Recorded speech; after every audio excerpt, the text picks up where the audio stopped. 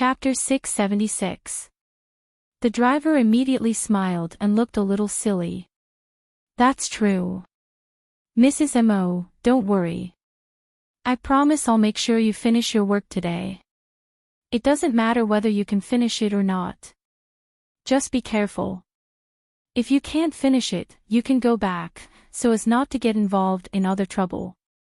Jean-Wan didn't expect that those people would chase the car on the road, and now she didn't want to trouble them too much because of her work.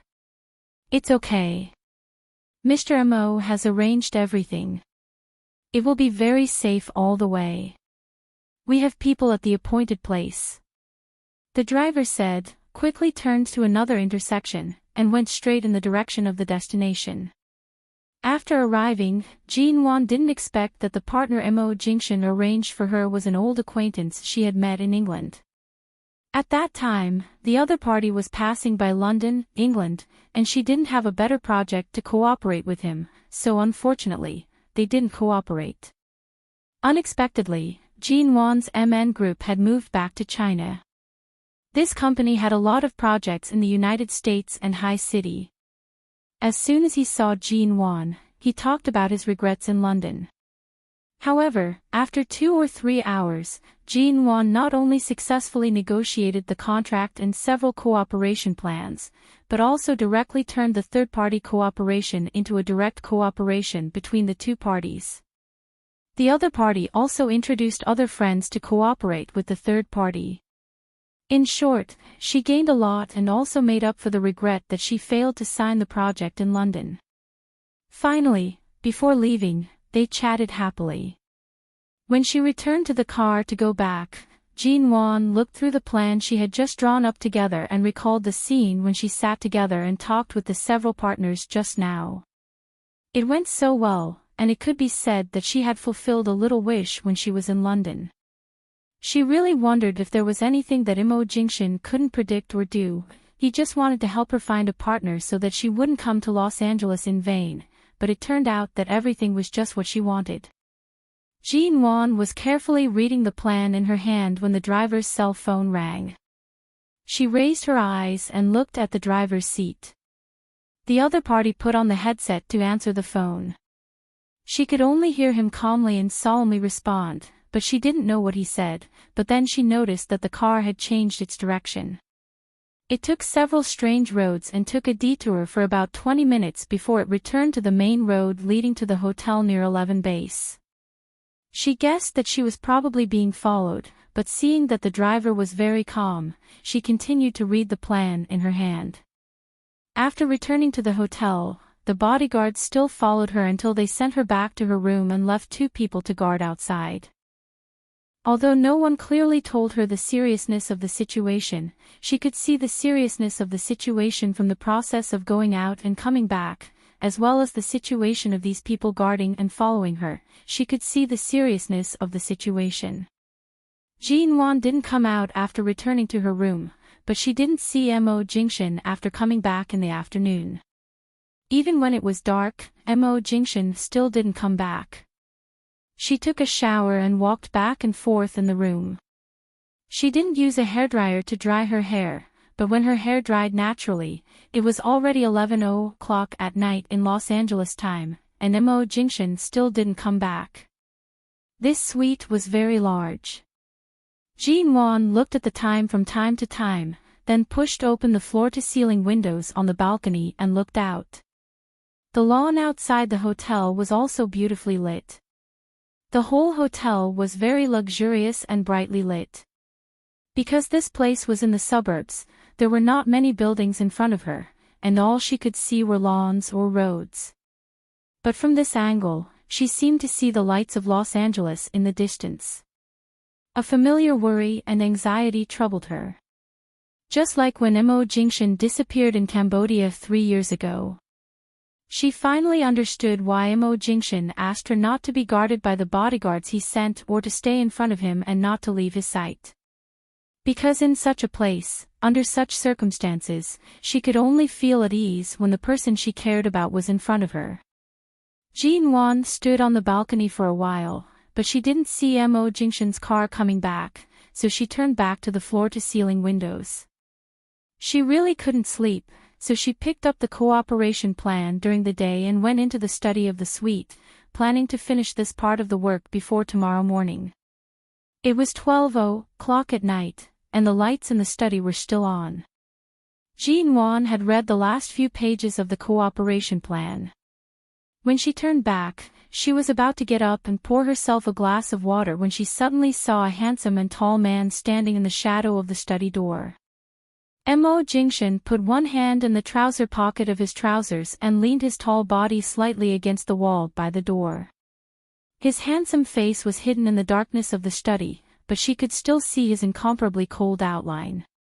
He was looking at her as if he had been standing there watching her since he came back. Jean-Wan paused and suddenly looked at the time. It was already past 12:00 at night. She had been waiting for him to come back, but she was so focused on her work that she didn't even notice when he entered the room. But she noticed that Mo Jingshan was wearing a suit today instead of the t-shirt he wore yesterday, so she subconsciously asked, "Did you go to the company today?" And the man still stood there and looked at her with a faint smile. "Have you finished your work?" "It's just a cooperation plan. I can finish it after I return to High City. There's no hurry. I just couldn't sleep, so I opened it to have a look," Jean-Wan said as she walked out. When she came to Mo Jingshan's side, she wanted to brush past him, but she suddenly stopped and turned to look at the man who had been leaning against the wall indifferently and looking at her deeply. Why did you come back so late today? Did something happen?" The man's elegant and deep brows moved slightly. "Are you concerned about me?" Jean-Wan didn't hesitate and answered, "I can't really be an ingrate." Mo Jingshan looked at her, and the slight smile on his lips couldn't hide his elegance and indifference. "The company had some temporary arrangements today. I went back to the company to deal with some things and went to a dinner party in the evening, so I came back a little late. Couldn't you send me a message or call me in advance if you had a dinner party?" Chapter 677. Mo Jingshan saw that although the little woman did not say anything, it was clear from her eyes that she had been worried all night. Just as Jean-Wan was about to walk past him, Mo Jingshan held her waist and pulled her into his arms. Being pressed by his arm, Jean-Wan was suddenly pressed against the wall, and she was pressed against him tightly. She rushed to step back, but the man held her waist and refused to let go. At the same time, he chuckled lowly, "I thought you didn't care, so I didn't say anything, lest you rebuke me if I did." The man who had the ability to control the trajectory of her life was now trying to play the trick of suffering in front of her. Did he think she didn't care? She really didn't care. She didn't care at all. But no matter how she struggled, she couldn't break free. The man held her and seemed to be very satisfied with her embarrassed look. He bent down and kissed her cheek. As if it was not enough, he kissed her again. When Jean-Wan was so angry that she wanted to bite him, the man smiled and kissed her hairline when she lowered her head. Jean-Wan trembled all over and glared at him. "Mo Jingshan, you, admit it, Mrs. Mo, you still love me." Jean-Wan put on a straight face. "Who wants to talk about love with you? Haven't you already arranged a plane ticket back to High City for me tomorrow?" "I'll go back tomorrow. I don't care if you live or die in the United States." The man chuckled. "Going back to High City as soon as possible will make me feel more at ease. Los Angeles is not suitable for you recently. If you want to come back later, I'll take you here in person, and..." Who cared? Jean-Wan twisted again but still couldn't move away. The man leaned against the wall and held her in his arms. He looked pleased and content, imprisoning her in his arms as if it didn't take him any effort at all. She struggled for a while, but in the end, she had no choice but to lean into his arms. Looking at the man's face so close to hers and the gratified and satisfied smile in his eyes, her heart moved slightly. In the end, she gradually calmed down and allowed him to hold her. After a long while, she blurted out, "Do I have to go back to High City tomorrow?" The man's low, magnetic voice was right by her ear. "Why? You can't bear to go back. Knowing that you're not safe in Los Angeles, I'm afraid I won't be able to feel at ease if I leave alone." However, she hadn't been able to sleep well since he hadn't returned for a few hours. If she didn't receive any news from him after returning to High City, she might not be able to stay in High City anymore. She might find a way to fly over at any time. But she knew that she couldn't do anything here. She was involved in different fields from 11 Base and Nanhang, so even if she stayed, it seemed that she could only be protected by his people. Not only would she take up their manpower, but she might also be a burden to him. Returning to Sea City was indeed the most reassuring and least burdensome way for him. But after returning, what if he didn't reply when she sent him another message or didn't pick up the call? What should she do? He was afraid that he would be unable to control his imagination. "As long as you return to High City obediently, I promise that I'll be back safe and sound within half a month." The man patted her back. "Trust me." Of course, Jean Wan believed him, but she didn't expect these things before coming to Los Angeles. Now, according to the original plan, she would return to High City in 2 or 3 days, but now she suddenly didn't want to leave. But she had to go. She lowered her head, no longer retreating or struggling, but rested her head on the man's shoulder and said with her eyes closed, "Mo Jingshan, in fact, there's nothing wrong with sharing joys and sorrows. You don't have to always protect me behind you. I can do a lot of things for you, but the one thing I don't want is to become your weakness." But she knew that she was still his weakness.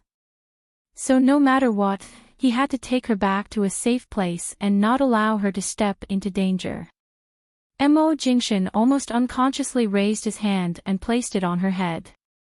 After holding her for a long time, he pressed his lips against her hair to ask softly, 3 years ago, when I woke up in the Los Angeles hospital, I read the dozens of messages you sent me." Jean Wan didn't speak but closed her eyes. "One of the messages said that you loved me." Mo Jingshan's voice was very low and light, and his tone was a bit profound. "So, take back your words that you don't love me anymore. You are mine, and your heart can only be mine. Don't run too far away. Come back when you have to, and..." Jean Wan still didn't speak. "The assistant by your side, Xiao Ba, said that in your first year in London, you would often run to open the door when you heard movements outside.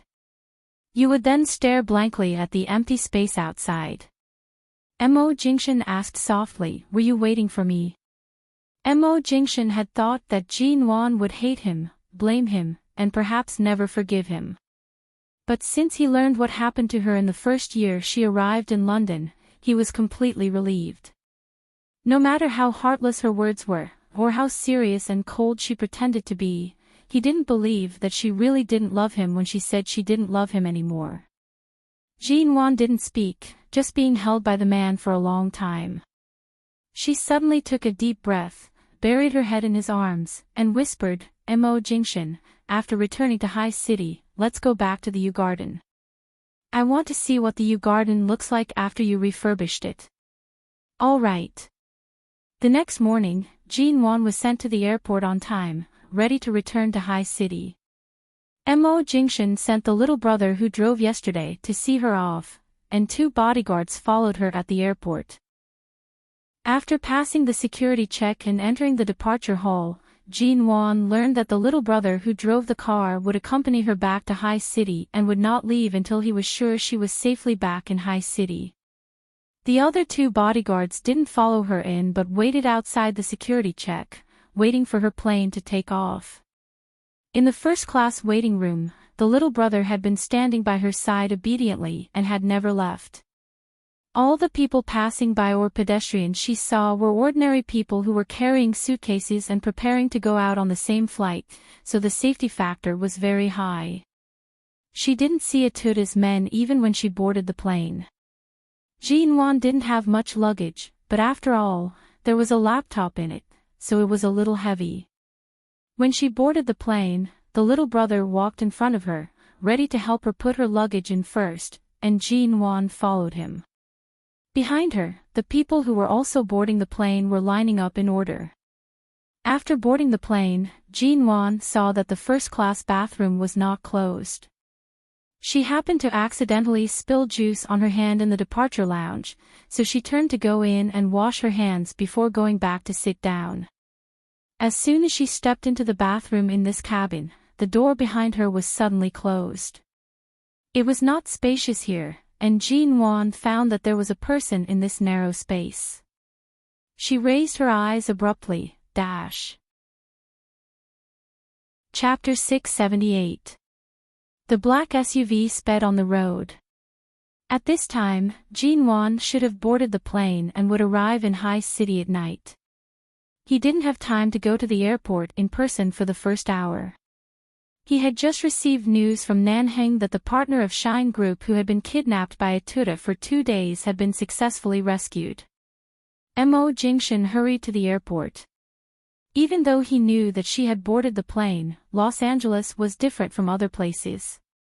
Anything could happen here.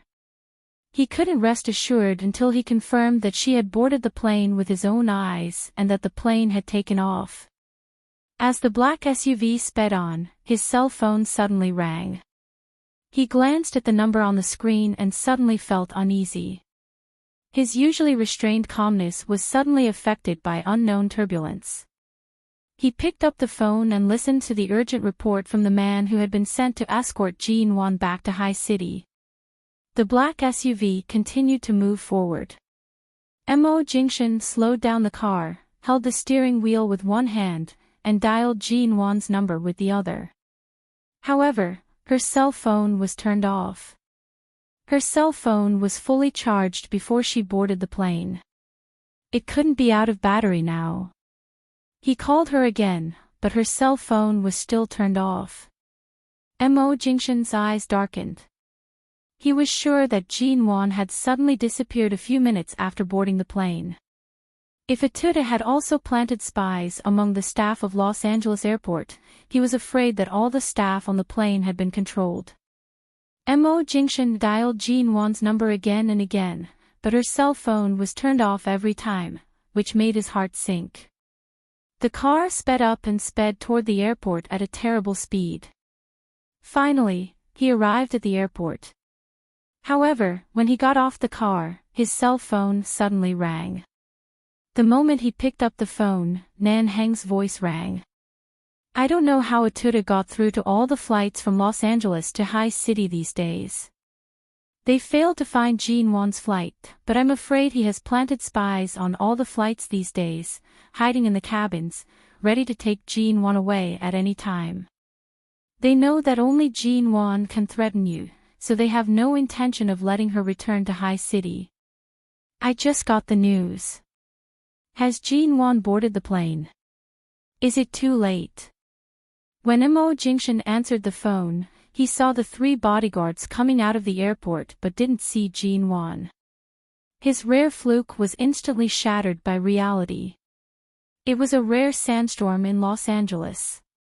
The strong winds and the yellow soil that came from nowhere seemed to have dyed the whole world yellow. The weather was foggy, and the air pressure was low until the sky gradually darkened. The people they sent out didn't receive any news from Jean. Mo Jingshan stood by the window. The people behind him were all quiet. No one dared to say a word. They were all anxiously waiting for news from the others. Looking at the sky full of yellow sand, Mo Jingshan's heart seemed to be empty. His mind was filled with the image of Jean leaning softly in his arms last night. After 3 years, she finally softened her whole body and whispered in his arms that she would return to the U Garden after he returned to High City. Her eyes were filled with faint anticipation. Mr. Mo. Atuta's men are very secretive today. They know how important Mrs. Mo is. Now that they have succeeded, I'm afraid they are deliberately wasting our time and energy. who had just returned from outside, walked in quickly. Mo Jingshan dropped the cell phone in his hand and raised his hand to touch between his eyebrows, but no matter how hard he tried, he couldn't rub the deeper frown between his eyebrows. Suddenly, the cell phone he had just thrown on the table rang. The sudden noise made Mo Jingshan freeze. He turned to look at the number displayed on the screen. It was Jin Wan's cell phone number.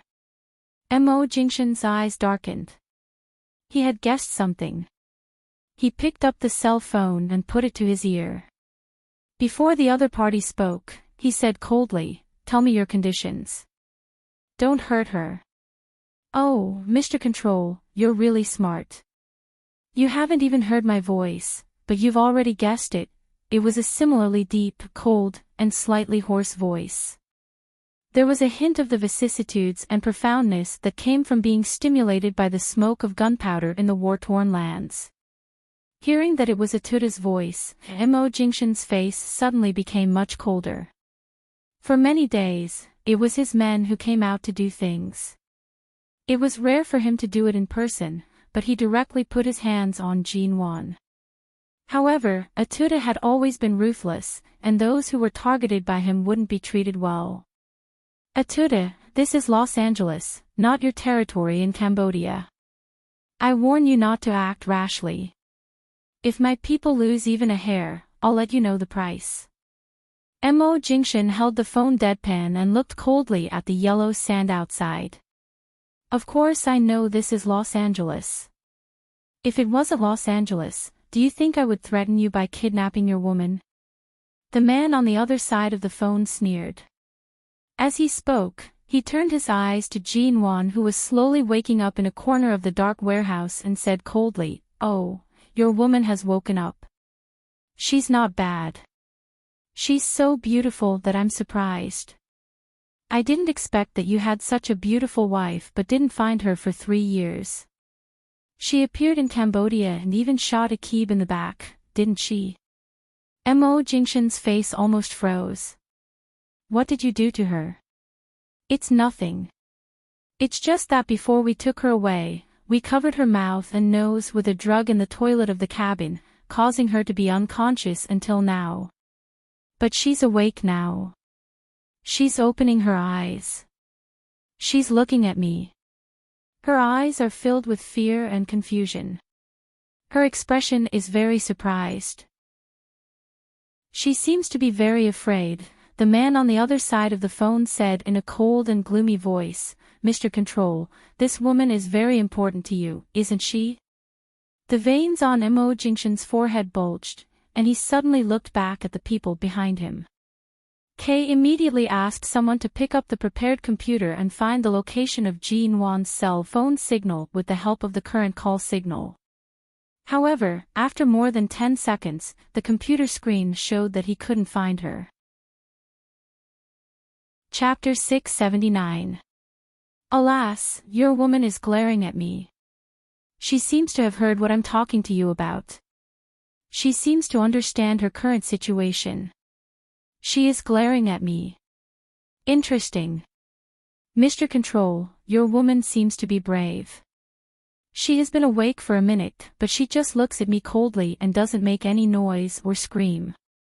Tut, I didn't expect her to be so calm. She is so beautiful. I wonder if she tastes good. If you dare to touch her, you'll have to pay with your life. Your brother Akib won't be the only one who will be killed." Mo Jingshan's expression remained calm, but his eyes grew colder. "There's no need to waste words. Tell me your conditions." "Ha, you should know the conditions. Give me the confidential channels I want to know and the contact information of the underground partners, including the other things I want to know. Why don't you give up the rights you and 11 Base have in the underground? What do you think? Shine Group is such a big company. Why should it have connections with the underground chaebol and the global arms dealers? All the channels of making money are in your hands. Since you don't intend to stain your hands with blood, just give them to me as soon as possible." Mo Jingshan didn't speak. Although he didn't find Jin Wan's location, Kay had quietly activated another searcher by his hand. At the same time, a faint red dot appeared in the signal detected by the instrument. Kay instantly captured the position of the red dot and turned to cooperate with the others to search for Jinwan's location. Everything was a silent contest. Atuda knew that Mo Jingshan wouldn't agree easily. After all, this was related to the source of income of tens of thousands of people in the underground world, including the interests and life of Nanheng, the other boss of 11 Base. If Mo Jingshan could give it to him so easily, so many things wouldn't have happened in Cambodia 3 years ago. And in this situation, if Mo Jingshan agreed too easily, there must be something fishy going on. Atuda didn't know whether Mo Jingshan would agree or not, so he said with a cold smile on the other side of the phone, "I can only keep your woman alive for 12 hours. If you can't give me what I want before noon tomorrow, I'll cut off one of your woman's hands and send it to you in a parcel with the flesh. I'm warning you one last time, don't touch her." Mo Jingshan said coldly, "Atuda, the fight between us has nothing to do with women. There's no need to involve women. You've exhausted all your means, but in the end, you only focus on women. Are you admitting that you're only good at kidnapping and threatening? What's the difference between this and your brother who died a long time ago? It's really a waste for your group of brothers to give you the title of God of Hell. In the end, you're just a trash who kidnaps women. To deal with you, Control, I can use normal means to deal with you. Since I can't do it openly, I'll do it in the dark. You've never had any weakness, but this woman is your biggest weakness. It's rare that you would answer my call in person. It seems that this woman is really special to you. I really want to know what it would feel like if I cut off her flesh piece by piece or press her under my body to taste her. TSK, it's exciting to think about it." Just as Mo Jingshan was about to crush the cell phone with a straight face, Atuda on the other end of the line suddenly gave a strange smile and looked at the figure who was curled up in a dark corner of the warehouse, warily looking at him. He slowly stood up, put the cell phone to his ear, and walked up to her step by step. She only remembered that when she boarded the plane and went to the bathroom to wash her hands, she suddenly found a short, thin, but very agile man hiding in the bathroom. She only remembered that the man suddenly closed the bathroom door and pressed her down. When she instinctively wanted to cry for help, he covered her mouth and nose with a wet thing. She struggled for a while and then passed out. She had been here ever since she woke up. At first, she was at a loss. Then, she heard the voice of the man who really looked like a Keeb on the phone. She heard him sometimes speaking in Chinese and sometimes speaking in English. She roughly understood her current situation. She was kidnapped after getting on the plane. Akib's brother, the man named Atuda, used her to threaten Mo Jingshan. Seeing Atuda walking up to her step by step, the coldness and wariness in her eyes couldn't hide her nervousness. She curled up in the corner and looked around carefully, but it was dark around her. There was no light in the warehouse except for a strong flashlight on a metal shelf in front of her, which was shining on her. "Mr. Control, your woman isn't as calm as she looks. She's actually scared. She's looking at me cautiously and warily. But at such a close distance, your woman is really beautiful. She's even more attractive than when I looked at her from a distance." Atuda's voice was filled with viciousness and threat as he walked towards her. Jinwan leaned back against the corner, but Atuda suddenly stretched out a hand and grabbed her hair. Jinwan almost cried out in pain, but when she remembered that he was talking to Mo Jingshan on the phone, she swallowed back her cry, clenched her teeth, and closed her eyes silently. Atuda didn't expect that the woman who had a gleam of fear in her eyes was so tough. He narrowed his eyes coldly, grabbed her hair harder, and warned, "Tell Control what I'm doing to you. Tell him that if he doesn't agree to my conditions, I'll make you wish you were dead." As he spoke, he placed the phone directly next to her ear and deliberately pressed it against her ear. Mo Jingshan heard the voice on the other side of the phone, only to find that it was very quiet on the other side except for the sound of rapid breathing. No one spoke. He frowned and asked tentatively, "Jean-Wan." Chapter 680. She went back to High City as he wished because she didn't want to be a burden to him, but she didn't expect that these people were lurking in the cabin. She couldn't let him be threatened by her. Otherwise, she didn't know what kind of danger he would face. 3 years ago, she had sneaked into the Cambodian bandits' lair and escaped alive. She had never been afraid of such a life-or-death situation. Now, she would rather die than let these people succeed. Jean-Wan didn't speak or make any sound. She just kept her mouth shut and turned her head to avoid the cell phone that was pressed against her ear. Atuda's eyes turned cold. "You're really stubborn." "What? Don't you want your husband to save you?" Jean-Wan didn't answer but opened her eyes and looked expressionlessly at the man whose eyes were full of murderous intent. Her eyes were clearly saying to him, "Don't even think about it." "Jean-Wan, say something." Mo Jingshan's voice rang in her ear. Mo Jingshan's voice rang in her ears. She fought back the torment in her heart and the fear in this environment. No matter what, she didn't want to be a burden to him. She just looked coldly at the man who almost tore her scalp off at this moment. Her face grew paler and paler because of the pain, but she still gritted her teeth and didn't make a sound. Atuda suddenly let go of her hair and slapped her hard in the face. The slap was so loud that Mo Jingshan on the other side of the phone looked stern and cold. Jean-Wan. Jean-Wan was knocked to the side with such force that she hit the wall next to her. Her face was burning with pain, and her head hit the wall hard. She only let out a low hiss from the pain, but it was just a small gasp and she didn't make any more sound. "Originally, I wanted to play with you, but your grandfather hates stubborn women like you who don't know how to cooperate." Atuda stepped forward, grabbed her hair again, and dragged her more than 2 meters away. When Jean-Wan swallowed her scream in pain, he threw her hard to the ground. "Don't you want to talk? I have many ways to let him see how miserable you are now. Do you want him to see how you are ravaged and beaten by me in the cell phone video?" Atuda said as he gave Jean-Wan, who was almost paralyzed on the ground, a hard kick on her stomach. Jean-Wan fell to the ground in pain, curled up instinctively, and covered her stomach with her hands. She bit her lips so hard that they bled, but she still refused to make a sound. Although Mo Jingshan couldn't hear Jean-Wan's voice on the other side of the phone, Atuda's voice was too loud. Mo Jingshan looked coldly at the searching device on the other computer next to him, clenched his cell phone, and clenched his fingers so hard that his slender knuckles turned white. "You still won't talk?" Atuda looked at the woman who had fallen to the ground, dragged her up again, slapped her hard on her swollen face, and kicked her to the ground. Jean-Wan was kicked back and hit hard against a corner of the metal frame. She didn't know how sharp the edge of the metal frame was, but she knew something had pierced her shoulder.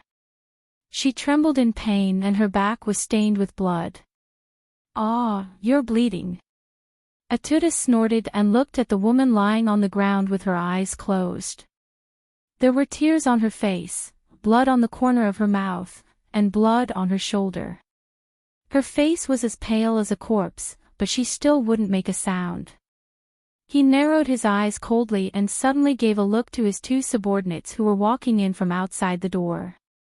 The 2 men nodded, turned to find 2 basins of water with ice and poured it on Jean-Wan.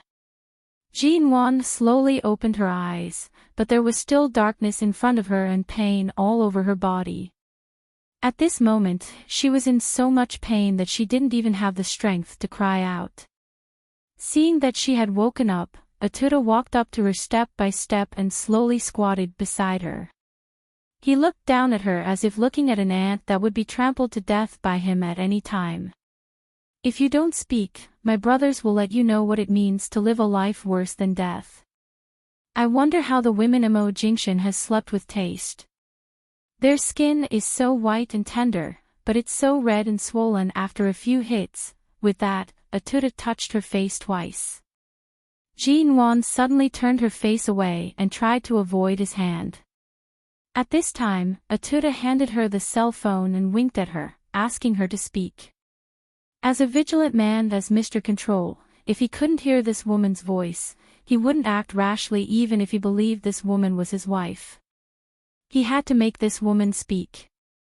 He had to make sure that she was his woman. He had to make Mr. Control, who had always been calm, panic.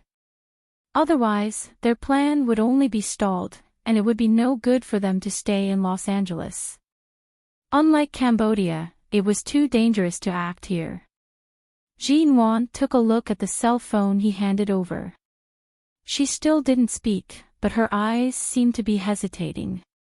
She slowly raised her sore and stiff hand and was about to take the cell phone. Atuta stared at her coldly. He didn't give her the cell phone but still kept the gesture of handing it to her.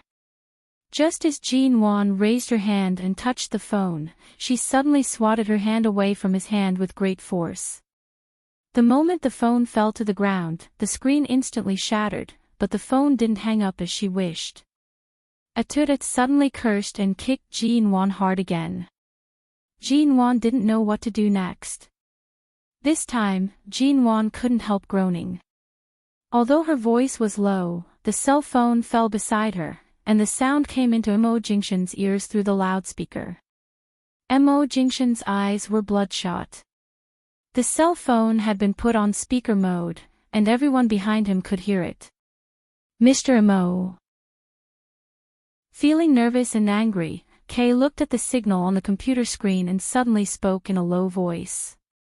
Mo Jingshan turned his eyes to the direction of the signal, hung up the phone, picked up the electronic car key, and walked out.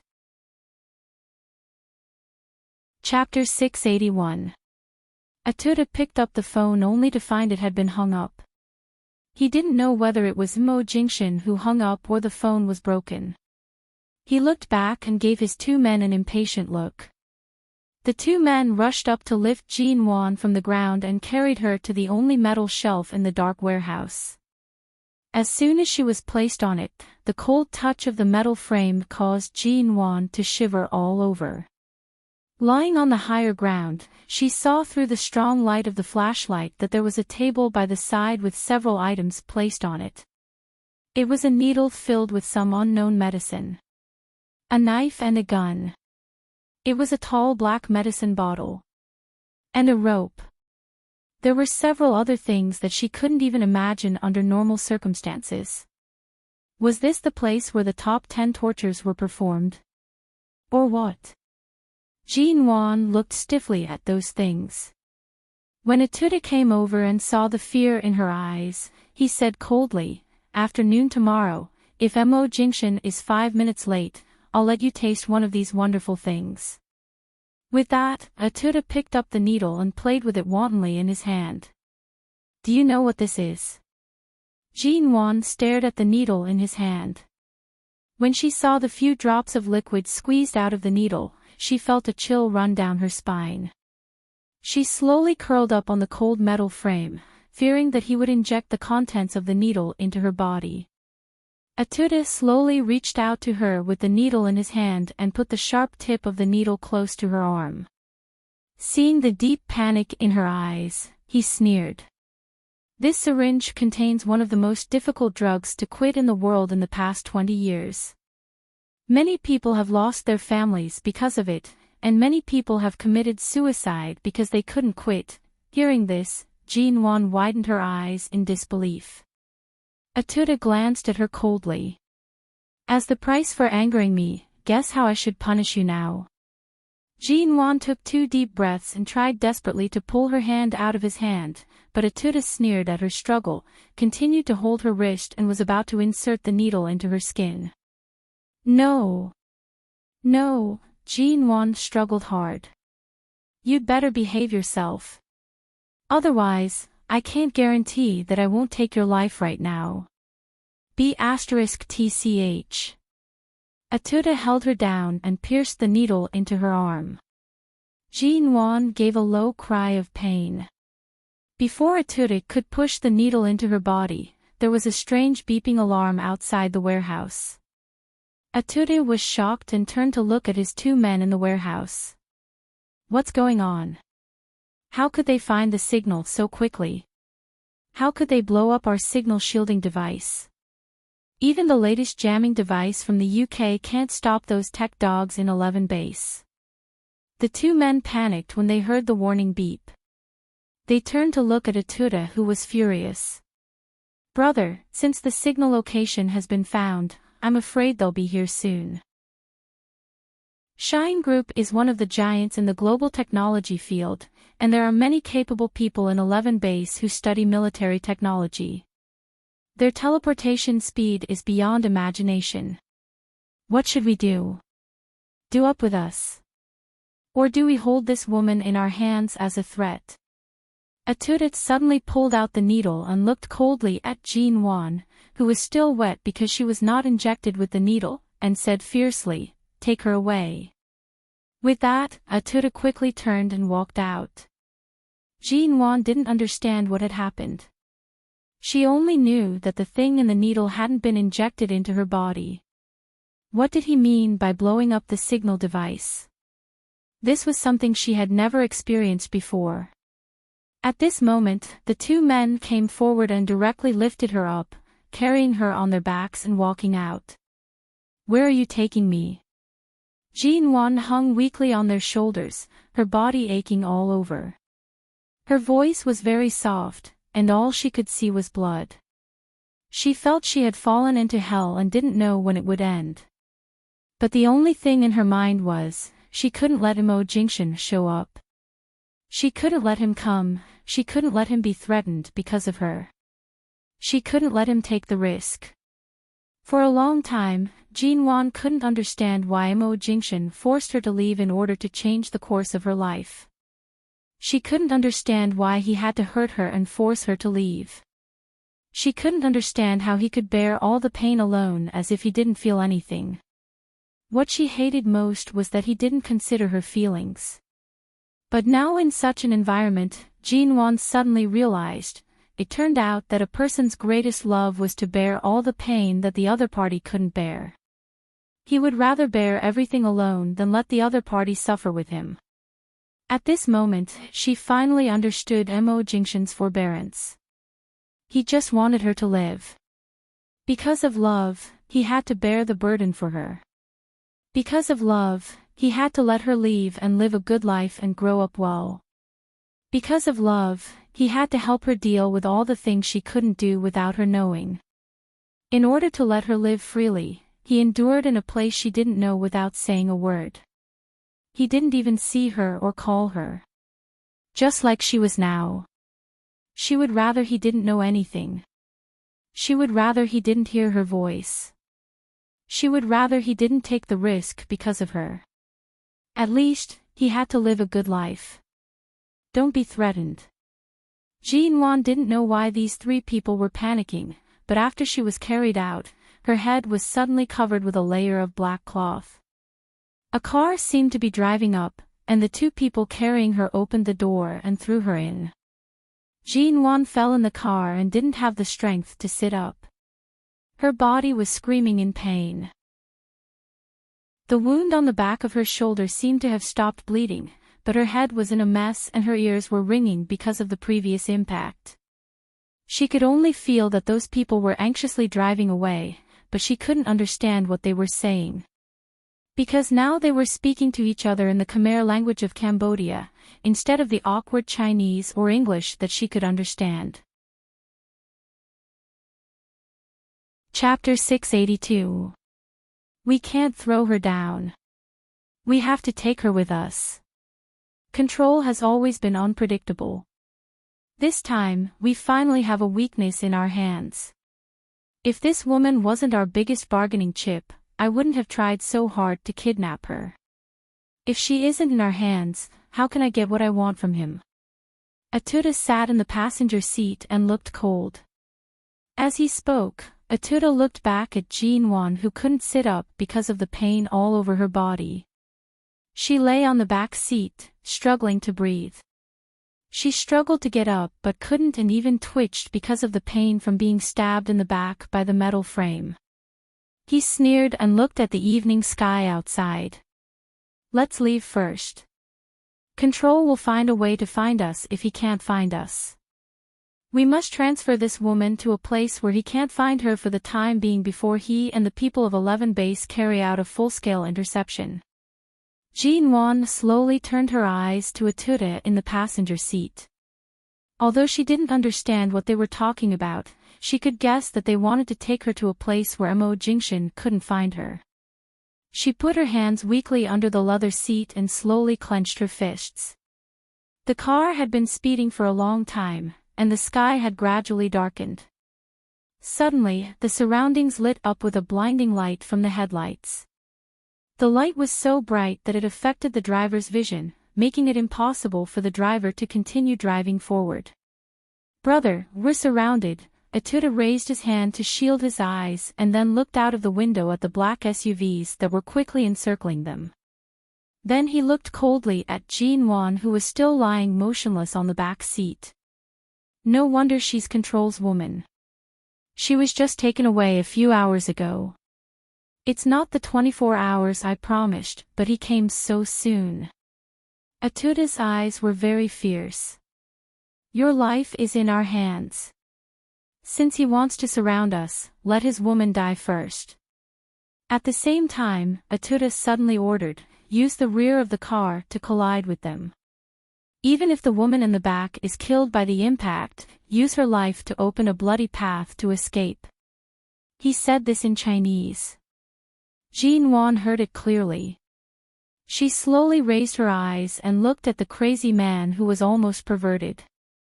In an instant, the surrounding cars had approached, and the man in the driver's seat suddenly hit the headlights of the black SUVs with the rear of the car.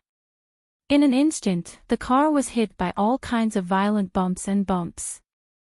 Ji-Wan was thrown off the back seat because of the sudden violent collision.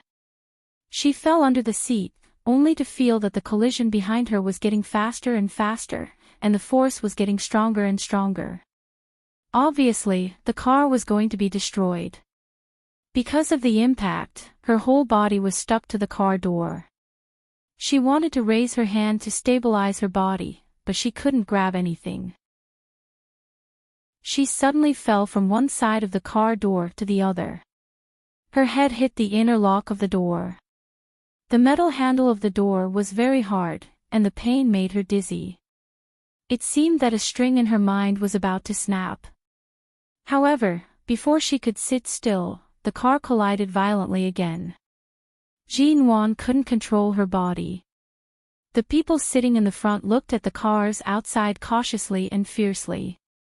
They looked around at the impenetrable encirclement and couldn't believe that they had been blocked by Mo Jingshan's men so quickly. Outside the car, the leading black off-road vehicle galloped over in the encirclement. Kay looked at the car in front, which had been seriously deformed due to the violent collision, and immediately turned to look at Mo Jingshan, who was sitting in the driver's seat with a solemn look. Mr. Mo, they deliberately hit us with the rear part of the car.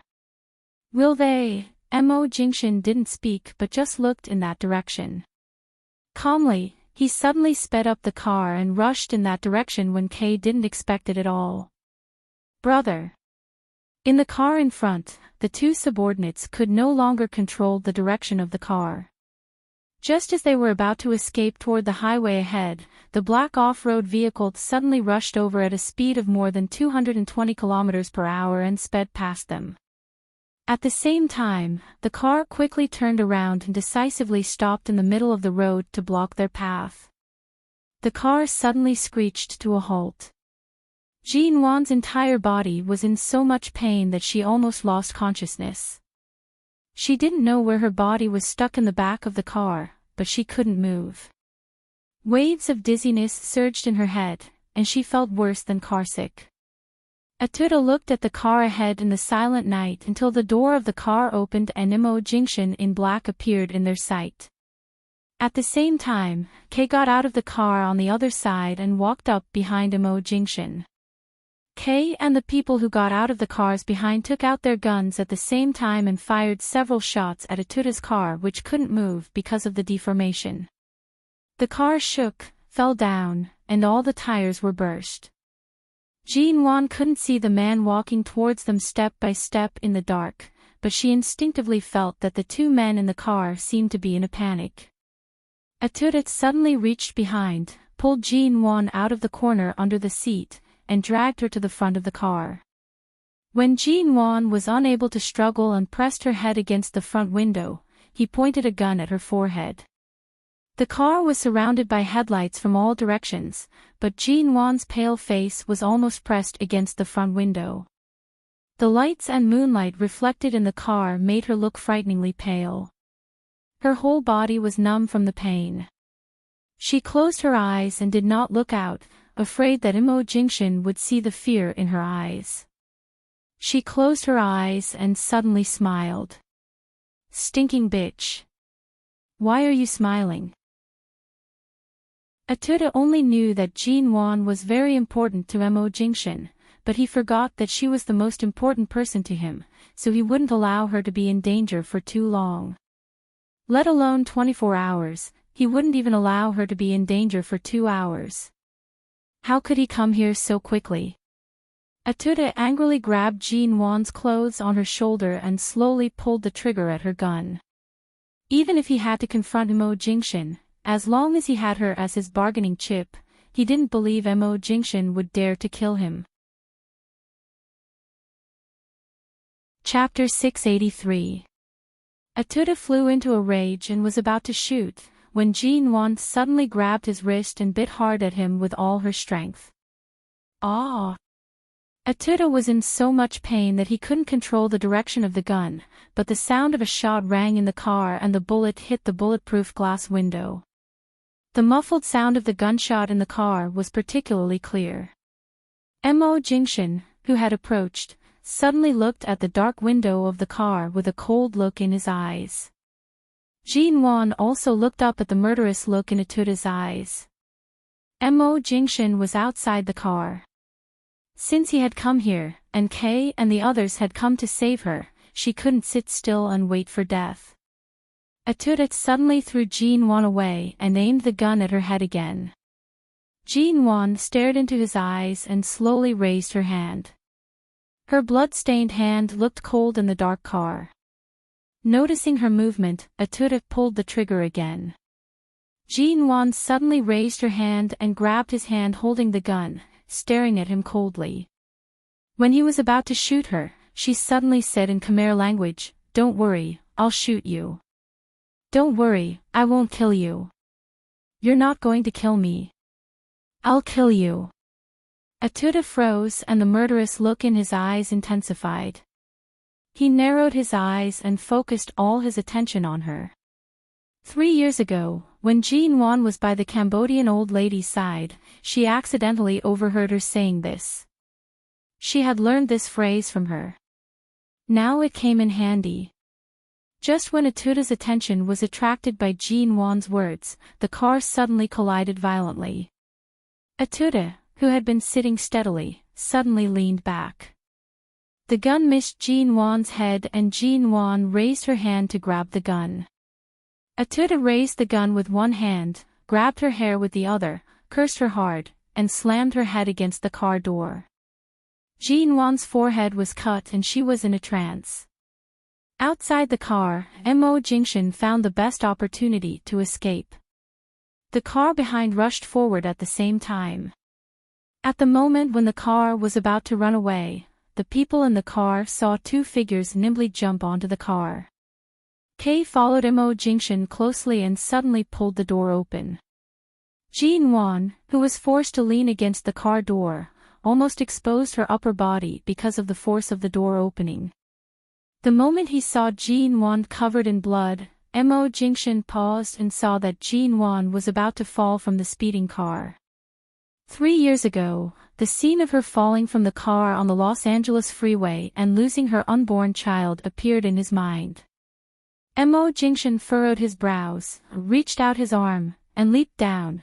The meaning of the Khmer phrase Jean-Wan had just uttered was, those who threaten the weak are the truly weak.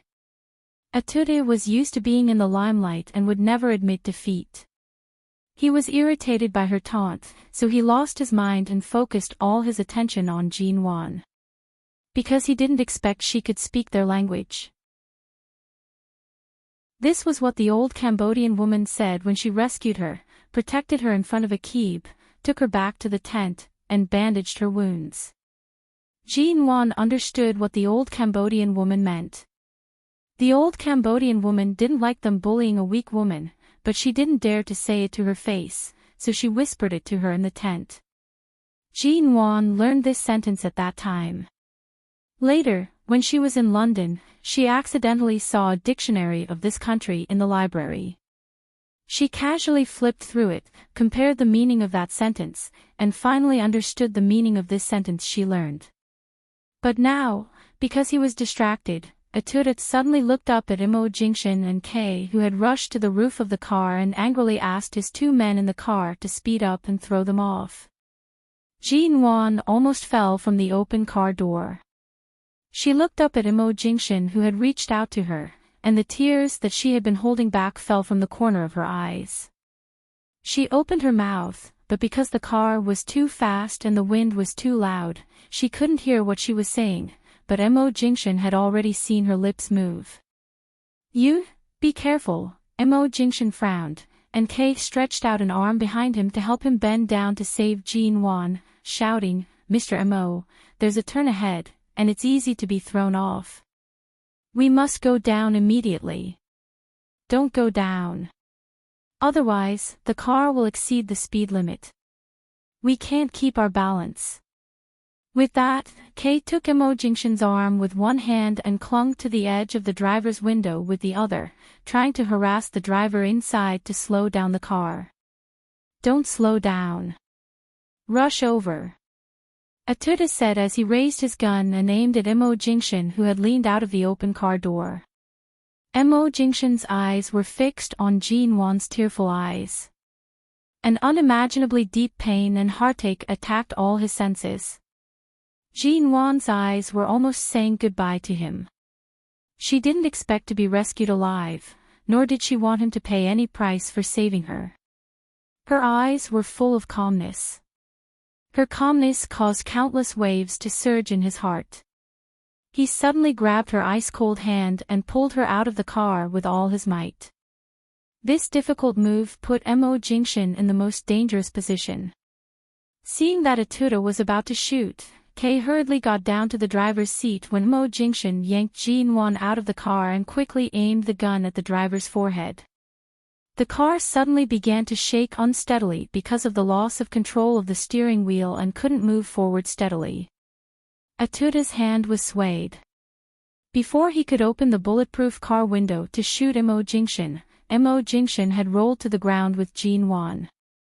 Jean Wan was already so numb that she could not feel any pain. However, her entire body was held in Imo Jingshan's arms. The shock from the landing caused her heart to tremble, but the first to land was Imo Jingshan's body. He used his body to protect her, and because of the inertia from falling from the car, he held her tightly and rolled several times on the road. When they finally stopped, Imo Jingshan put one hand on her side and got up as if a lost treasure had finally come back to him. He put his hand behind her head and hugged her tightly. Dash. Chapter 684.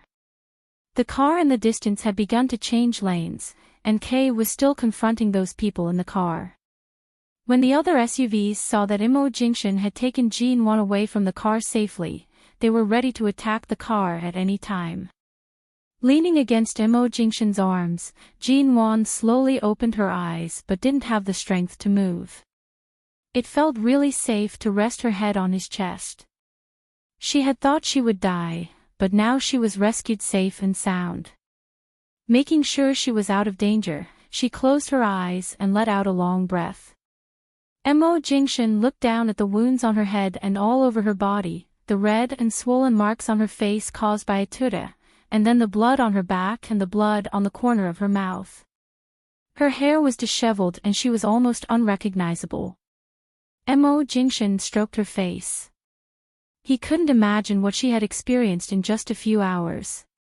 The great fear and pain in the past few hours almost made her lose consciousness. She just stared at him with her eyes wide open, staring at this man who had rescued her from the abyss at a moment of life and death. She finally believed what kind of skills and courage this man, who was sometimes cold and sometimes gentle, had. Just like the Mo Jingshan she met in Cambodia 3 years ago, his judgment, 11 base behind him, and his men and brothers who were as skilled as K. When he put on a suit, he was the eye-catching CEO, but when he took off his suit, he was a cold and decisive man. This was the Mo Jingshan she was familiar with and the man she loved. He was willing to endure everything for her, and so was she. Ji-Wan understood his love at the moment of life and death, but at this moment, in the vast world, she just stared at him blankly and felt dizzy. She was motionless and couldn't even say a complete sentence. Ji-Wan, speak. Mo Jingshan had guessed that she would be hurt by Atuda, but he didn't expect she would be hurt to this extent. He had found her as fast as he could, but Atuda was a lunatic with no humanity at all. Seeing the blood on the corner of her mouth and on her head, Mo Jingshan suppressed his surging killing intent. Seeing that she didn't speak, he suddenly picked her up by the waist. Mo Jingshan. Ji-Wan slowly opened her mouth when she was about to be picked up by him, but her voice was as soft as a mosquito's. Mo Jingshan paused and looked down at her, thinking that he had hurt her. A car will come soon and take you to the hospital. Tell me where it hurts.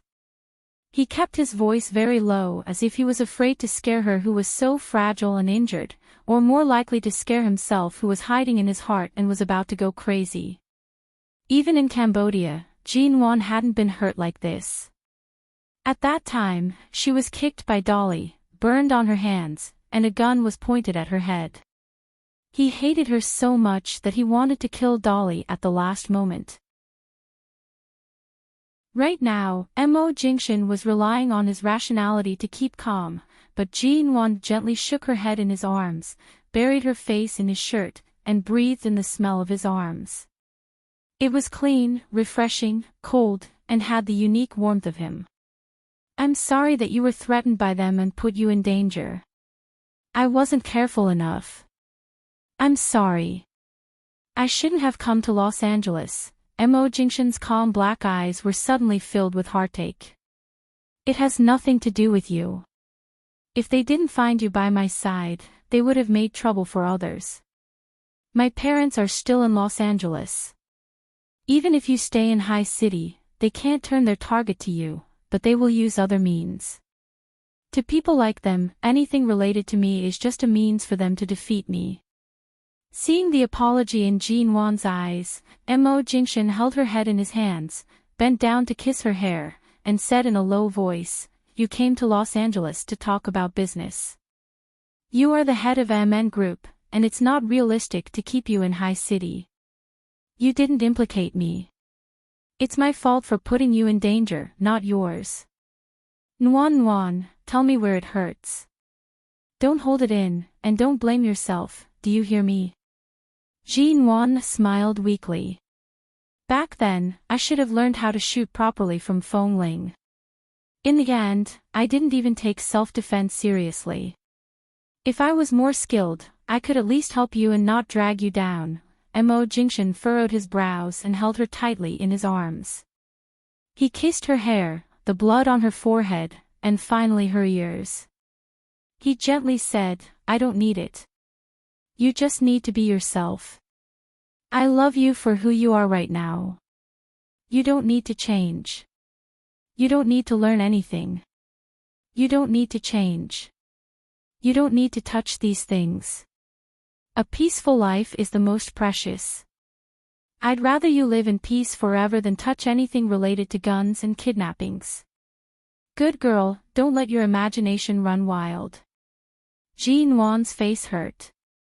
Perhaps because the wind on the road was too cold and piercing, she couldn't see how frighteningly pale her blood-covered face was. She just pressed her head against his chest and said hoarsely, "Say, if I die in their hands today, will I still return to the place where we met, or will I only have this one chance to return to your side?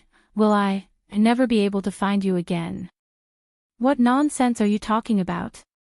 Mo Jingshan's heart missed a beat. Seeing Jin Wan trembling in pain and cold in his arms, he took off his coat and put it over her. At this moment, several cars came from behind, which seemed to be the same model as the cars driven by the people of 11 Base. Mo Jingshan was about to carry Jin Wan to get up, when suddenly he paused, looked at the two black off-road vehicles that suddenly stopped a few meters away, and glanced at the license plates of those cars. They were indeed 11 Base's cars, and the license plates belonged to the group of off-road vehicles that 11 Base remembered, but there were almost invisible bloodstains on the black wheels. Just as Mo Jingshan was about to carry Jin Wan up, the driver's door of the two cars was suddenly opened, and two of Atuta's men jumped out and pointed their guns at Mo Jingshan. Kay and the other cars were surrounding Atuta's car in the distance, but they didn't expect that the people who came to support them had been intercepted by Atuta's men, and they drove 11 Base's cars to confuse them. Chapter 685. She was not so afraid when she was alone in Atuta's hands, but now Mo Jingshan didn't have a gun in his hand, and Kay and the others couldn't come back in a short time. Mo Jingshan was afraid that she would be hurt, so he kept holding her like this. If the two men shot at him, he wouldn't be able to dodge. Jin Wan grasped the cuff of his shirt tightly and whispered, "Let's go." "Don't worry about me." Mo Jingshan, however, picked Jin Wan up expressionlessly as if he didn't see the two men who were pointing their guns at them. He just glanced at the blood on the tires of the two SUVs and his eyes darkened. He was the one who was pointed at by the black muzzles, but because he was so calm, the two men with guns looked at him cautiously and kept their hands on the trigger with vigilance. Mo Jingshan held Jin Wan firmly as if he hadn't heard what she had just said. Jin Wan whispered again in his arms, "Mo Jingshan, don't speak," Mo Jingshan said to Jin Wan gently as he coldly glanced at the two Cambodian men who were holding guns. Jin Wan closed her mouth but looked at the two men from time to time. Seeing the guns in their hands, she was not worried about Mo Jingshan's kung fu, but now he was holding her in his arms and couldn't grab the guns or protect himself. "Mr. Control, tell your men to let go of our brother right now." One of them spat out a string of English. "Atuta has hundreds of brothers behind him. Even if he is taken away by you today, you will still die in our hands even if it's a life for a life." With that, the man said coldly, "Our brother just wants what he wants from you, not your life. Don't force us to shoot you." Mo Jingshan seemed not to hear him and turned to walk away with Jin Wan in his arms. The two men froze, looked at each other, and suddenly rushed up and put their guns against his back. "Stop." Mo Jingshan paused, but he did not let go of Jin Wan. Jin Wan gripped his sleeves tightly and looked up at him worriedly. However, she could only see the man's cold jaw and calm expression.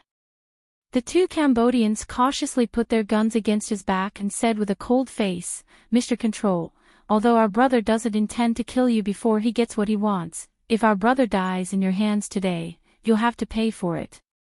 Don't think we won't shoot." At this moment, Mo Jingshan turned his head and looked at the two fierce-looking men behind him out of the corner of his eye, asking coldly, "Did you get your guns from the members of 11 Base?" The two men paused and glanced at the guns in their hands hesitantly.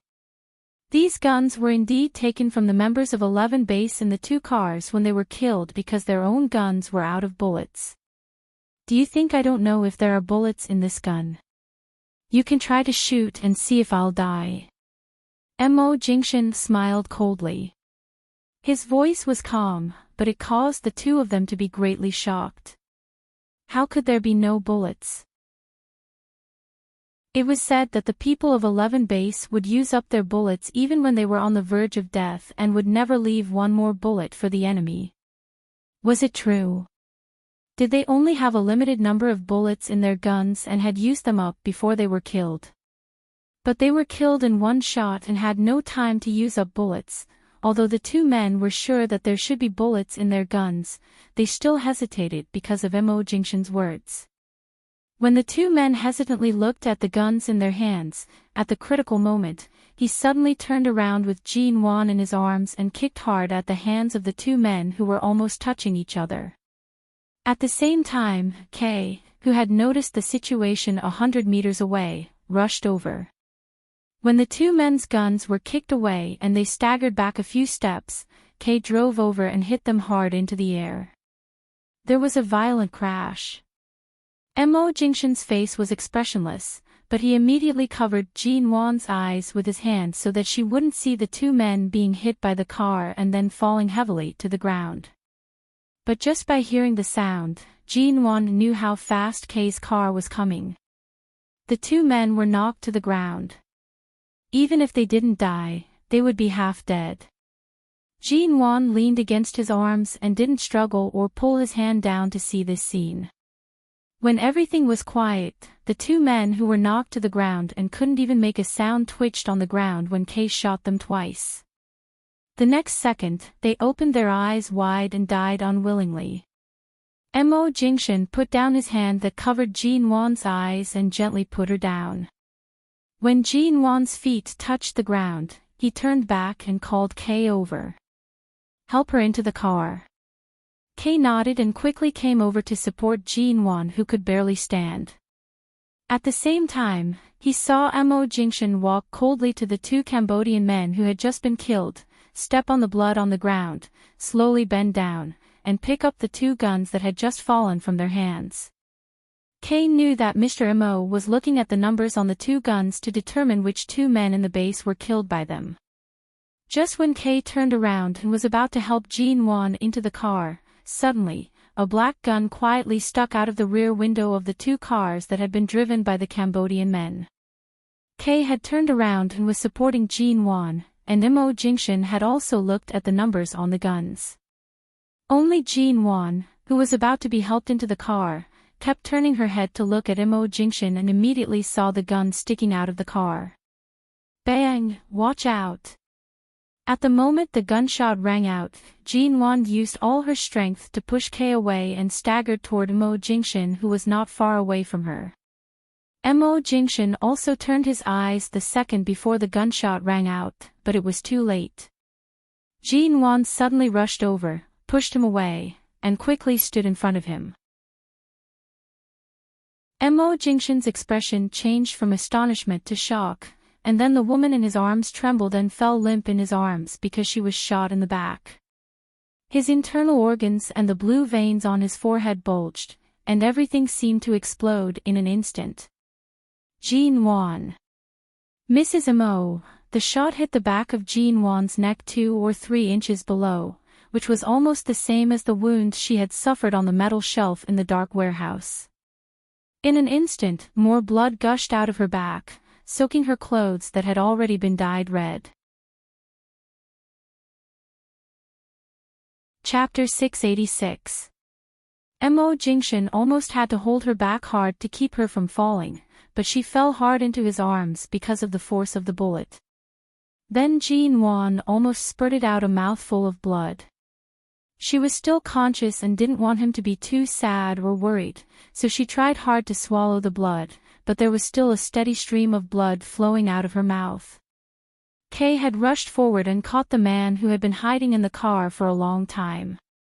He dragged him out of the car and threw him hard to the ground. He grabbed the gun and stepped on his back, almost breaking the man's spine. The man was still shouting in Cambodian. Kay looked up and saw the back of Jin Wan's body covered with blood. He was so angry that his eyes were bloodshot. He kicked him hard in the back, picked up the gun on the ground, and shot him several times in the back of the head. When the disgusting brain of the trash on the ground almost burst out, he threw the gun hard on the ground and turned to walk back quickly. Mo Jingshan held Jin Wan, who could barely stand, in his arms. He covered the place on her back where the bullet had just hit her and couldn't wipe the blood that kept gushing out of her mouth with the other hand. He hugged her tightly with bloodshot eyes. "Don't be afraid. It's all right. Let's go to the doctor right away and take out the bullet. Don't be afraid, be good." "Nuan Nuan, it's all right, it's all right." Although he said so, neither Kay nor Ji-Nuan had seen Imo Jingshan so panicked for the first time. When Ji-Nuan's body suddenly fell down weakly, Imo Jingshan also knelt on the ground and still held her tightly in his arms. "You lunatic, who asked you to take the bullet for me? Who told you I wouldn't avoid it? Who asked you to rush over so stupidly, huh?" Ji-Nuan seemed to see Imo Jingshan's reddened eyes in the pain and grogginess. She opened her mouth to smile, but more blood gushed out of her mouth. Imo Jingshan rushed to wipe it for her, but even though his sleeves and hands were stained red, the blood in her mouth was still the same as the blood in the wound on her back, gurgling as if it would not stop. "Mrs. Imo." Seeing Imo Jingshan's hand on Ji-Nuan's back, Kay's heart sank. This gunshot wound was at the lower part of the neck. How could Mr. Imo not see the position of the gunshot wound? Any deviation of a few millimeters would have instantly killed him. It was a nearly fatal shot. Ji-Nuan fell into Imo Jingshan's arms and wanted to laugh, but she knew that if she laughed, there would only be more blood and Imo Jingshan would only be sadder, so she stopped laughing. She closed her mouth and twitched the corner of her mouth, but in a moment, she couldn't hold back the blood in her mouth and it flowed out along the corner of her mouth bit by bit, and then more and more blood came out. This feeling was very familiar. It was like when she was dying in prison in her previous life. The blood in her mouth seemed to flow endlessly, it was so painful. But she had never seen Imo Jingshan's expression as though the sky had collapsed. She had never seen such a look in his eyes that made her heart ache. She had thought that even if the sky collapsed, he wouldn't blink, but it turned out that he would also have such a broken expression. Ji-Nuan's eyes were filled with tears. She didn't want to cry, but the tears mixed with the blood on her chin. It was sticky and fishy, and there was a disgusting taste of blood and rust in her mouth. Imo Jingshan. Ji-Nuan slowly raised her hand and tried to touch his hand that was also dyed red with her blood. As soon as her hand touched him, he held it hard. "Do you think that you're the only one who's willing to endure everything for me? Do you think only you know how to love?" Ji-Nuan's vision darkened and she could barely see clearly. She stared at the man's face with her empty eyes that were about to lose focus. She seemed to see his tears. Ah! Imo Jingshan's tears. When this man rushed to England for her, he was willing to do anything. He could cut her heart piece by piece without any expression on his face. It turned out that he could also cry, "Don't speak, don't speak." Imo Jingshan looked at the blood in her mouth, let go of her hand, and put his hand on her mouth. "Don't speak, Nuan Nuan. If you have anything to say, wait until the bullet is taken out. Wait until you are well." Ji-Nuan closed her eyes. "I'm afraid if I don't say it now, I won't have a chance to say it again, no." Imo Jingshan covered the wound on her back with his hand. "Be good, good Nuan Nuan, be good. Don't speak. Let's go to the hospital now. Los Angeles has the best doctors in the world. You will be safe and sound. Good girl, I'm here for you." She felt that her eyes were almost closed, but she still tried to open them, but she could barely see his face in the blur. "Kay. Inform the Los Angeles Traffic Bureau to clear all the roads leading to the hospital. Take her to the hospital immediately. Don't let there be any obstacles. Don't waste a second." When Kay hurriedly drove the car to the side, Imo Jingshan didn't wait for Ji-Nuan to speak and directly carried her into the car. Kay nodded, put on the headphones, and sped up the car crazily. The car was instantly infected by the smell of blood on Jinwan. Jinwan felt sharp pain all over her body, and the only thing that made her feel safe and warm was Mo Jingshan's arms. She couldn't hold it anymore and closed her eyes again. At this time, Mo Jingshan pinched her chin hard as if deliberately making her stay awake in pain, and said in a low, commanding tone, "Open your eyes. Don't sleep." Jinwan's eyelashes moved and she opened her eyes a little. Mo Jingshan held her tightly, and his hands were covered with sticky blood. Jinwan was like a person who had been fished out of the blood, and there was not a clean place on her chest or back. She just looked at him, at his chin that was stained with her blood, but no matter what, this man was still very good-looking. Mo Jingshan, don't you think, life is full of unknowns? Jinwan swallowed hard the blood in her mouth, looked at him with a smile, and said with some difficulty, life is only a few decades. We don't know what we will encounter. I would rather, in the first 3 years, be with you, than let you endure so much alone, for me, ah. She slowly raised her hand and stroked his almost twisted eyebrows. But, thank you for loving me, both in this life. Thank you for not really giving up on me. Thank you for still wanting me. Mo Jingshan. I said I didn't love you, but it's not true. I love you, very, very much, and never stopped, dash. Chapter 687. Kay kept driving forward almost at a racing speed, and the wheels screeched from time to time when they got off the highway. Jinwan didn't want to see him like this. She swallowed blood and raised her hand to touch his face, trying to turn him back into the man who could plan and control everything. She wanted him to be fine, but she only raised her hand halfway and almost fell down again. Mo Jingshan grasped her hand in time and pressed her bloody hand against his face. Jinwan had never seen him so disheveled. His face was covered with blood because of her. But he still looked so beautiful. Jinwan leaned in his arms and smiled again. Feeling Mo Jingshan's hand on her back, she felt that she was surrounded by the world's sense of security. At least in this life, she would not die alone. At least she was in his arms. But she was so sad that Mo Jingshan would probably be left alone in the future. It was very quiet in the car. Kay didn't say a word.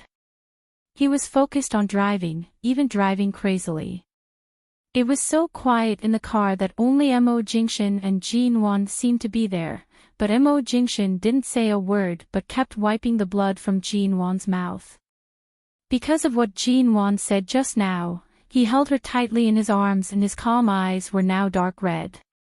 Jinwan leaned in his arms and didn't move or speak. She was really in pain and tired and had no strength at all. She even gradually felt a little numb as if she couldn't feel any pain. It took Mo Jingshan less than 3 hours to bring her back to him. Even though she was covered with wounds and might die in his arms bit by bit, at least the fear and torture were finally over. Now she could only feel grateful. She didn't know what to do with Mo Jingshan. Instead, Mo Jingshan took Mo Jingshan a few hours to bring her back to him. Although she was covered with wounds and might die in his arms bit by bit, at least the fear and torture were finally over. She was grateful that he did everything he could for her. She was so grateful. Jinwan had been swallowing blood, but now she couldn't even move. Mo Jingshan pinched her hand on his face and said hoarsely, "Be obedient. Don't sleep." She could only vaguely feel Mo Jingshan kissing her eyes, pinching her chin, and even pressing her philtrum to force her to open her eyes. She tried hard for a long time but only furrowed her brows slightly. She said hoarsely in a voice that could only be heard when he lowered his head to approach, "It hurts." How can it not hurt? The scariest thing in life is not death, but to experience death twice. Mo Jingshan lowered his head to look at the blood-soaked little woman in his arms. His voice was hoarse and angry. Jin-won, open your eyes. You have to hold on for me. Open your eyes and look at me. Do you hear me? Open your eyes. Jin-won's eyelids fluttered, and her weak hand was forcibly pressed against his face, but her fingers were weak and didn't move. Nwan. She closed her eyes and didn't move anymore. The frown between her brows gradually loosened as if her consciousness was draining away bit by bit with the loss of blood. Jin-won. Don't sleep. Jin-won. Kay. Hurry up. Kay looked back through the rearview mirror as he drove. Seeing Mo Jingshin and Jin-won motionless in his arms, he wanted to speak, but when he saw Mo Jingshin's eyes, his heart skipped a beat. He had never seen Mr. Mo look at him like this.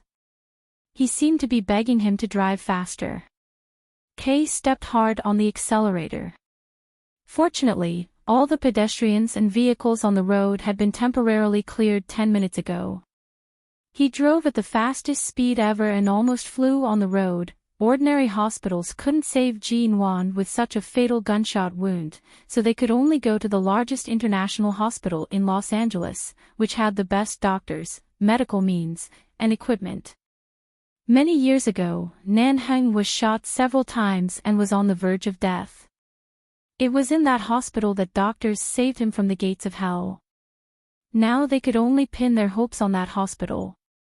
If even that hospital couldn't save him, he was afraid that Jin-won would really be in a hopeless situation now. Nwan, open your eyes and look at me. Who was talking?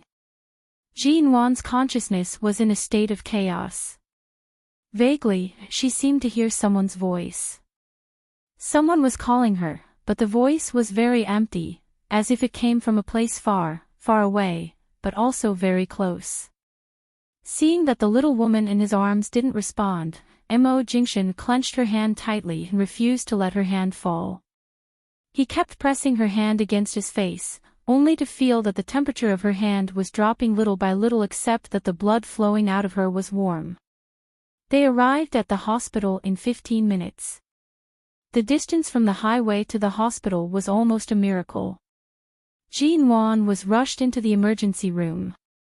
Seeing that Dr. Wendell, who had saved many lives in 11 base, had put on a sterilized suit and walked into the emergency room, Kay stood outside and let out a long breath. When he looked back, he saw Mo Jingshin standing there, covered with Jin-won's blood. Many people around were shocked and thought he was injured. Otherwise, how could there be so much blood on his body? Mr. Mo, Kay walked over. He used to be in awe and admiration of Mr. Mo, so he often spoke to him carefully, but now it was not because he was careful but because he really didn't know how to speak to him. The best doctors in the United States are here. Mrs. Mo will be able to hold on. Kay was a little speechless. Even he knew how uncertain his words were. After all, Jin-won was shot in the back of the spine near the back of the neck, which was really too dangerous. If the shot was a little more accurate, she would have died on the spot. From the blood that kept gushing out of Jin-won's mouth, he knew that her internal organs were definitely badly injured, not to mention that she was also injured. It was because Mo Jingshin knew the position of Jin-won's wound that he knew better than anyone how dangerous she was now. Mo Jingshin didn't speak but kept looking at the light on the door of the emergency room. Half of his body, soaked by Jin-won's blood, was so numb that he couldn't move. He just stood still and looked at the door in front of him, as if Jin-won would disappear in the next moment. His dark, blood-stained eyes kept staring in that direction. Kay stood beside him and wanted to speak, but when he saw Mr. Mo's expression, he couldn't say anything. Chapter 688. At 1:00 in the morning. It had been 5 hours since Jin-won was sent to the emergency room. 5 hours had passed, and the medical staff still hadn't come out. The light in the emergency room had been on for 5 hours, which meant that the emergency treatment was not over, but it also meant that Jean-Won had at least survived these 5 hours. Time passed little by little. Nan-heng had killed some of Atuda's men. After tracking Atuda for several hours, he finally caught him and rushed to the hospital without giving him any time to breathe. When he arrived at the hospital, he saw the empty emergency hall, the medical staff who didn't even dare to speak loudly, and the patients and their families coming and going. He walked further inside and came to the door of the innermost emergency operating room, only to see Mo Jingshan sitting on the bench covered in blood. The blood on Mo Jingshan's shirt and trousers had dried, and the blood on his face and hands had darkened, but he didn't wipe it off at all. The man who always had a sense of propriety and was calm and intelligent was like a lost wanderer at this moment.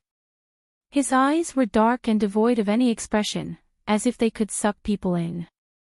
He sat there motionlessly, so quiet that it was scary. Nan-heng wanted to say something. After all, it was Jean-Won who was lying in the operating room, but seeing Mo Jingshan like this, he could only stand not far away and frown for a long time without approaching him. "Boss." Kay came up behind him and said in a low voice, "Mrs. Mo's wound doesn't look good. It's in this part." With that, Kay raised his hand and put it on Nan-heng's spine. Here, Nan-heng furrowed his brows. Damn it, Atuda is such a bastard. It was Mrs. Mo who suddenly took the bullet for Mr. Mo. Kay said in a low voice, "Don't mention Atuda and those people in front of him now. Otherwise, if anything happens to Mrs. Mo, I'm afraid Mr. Mo will kill them. Do you think he hasn't killed them?" Nan-heng said coldly, "Did you forget who gave Dolly the fatal shot in the forehead 3 years ago in Cambodia? At that time, it was also because of Jean-Won that he had broken the oath he had made in front of Elder Mo to not stain his hands with blood. Do you think Atuda will have a good time this time? I'm afraid that even if I'm cut to death by 1,000 cuts, it won't be enough to dispel the hatred in my heart." Kay didn't speak again but looked worriedly at the light on the emergency room. "Have you informed Chin sighting?" "Yes, Dr. Chin had an operation a few hours ago. After that, he booked a direct flight to Los Angeles. He should arrive tomorrow morning. I also informed Feng Ling." Hearing Feng Ling's name, Nan-heng paused and suddenly glanced at him. Kay hurriedly looked away and didn't speak. If it were any other reason, Feng Ling wouldn't go back to Los Angeles at all, but now Jean-Won's life was at stake.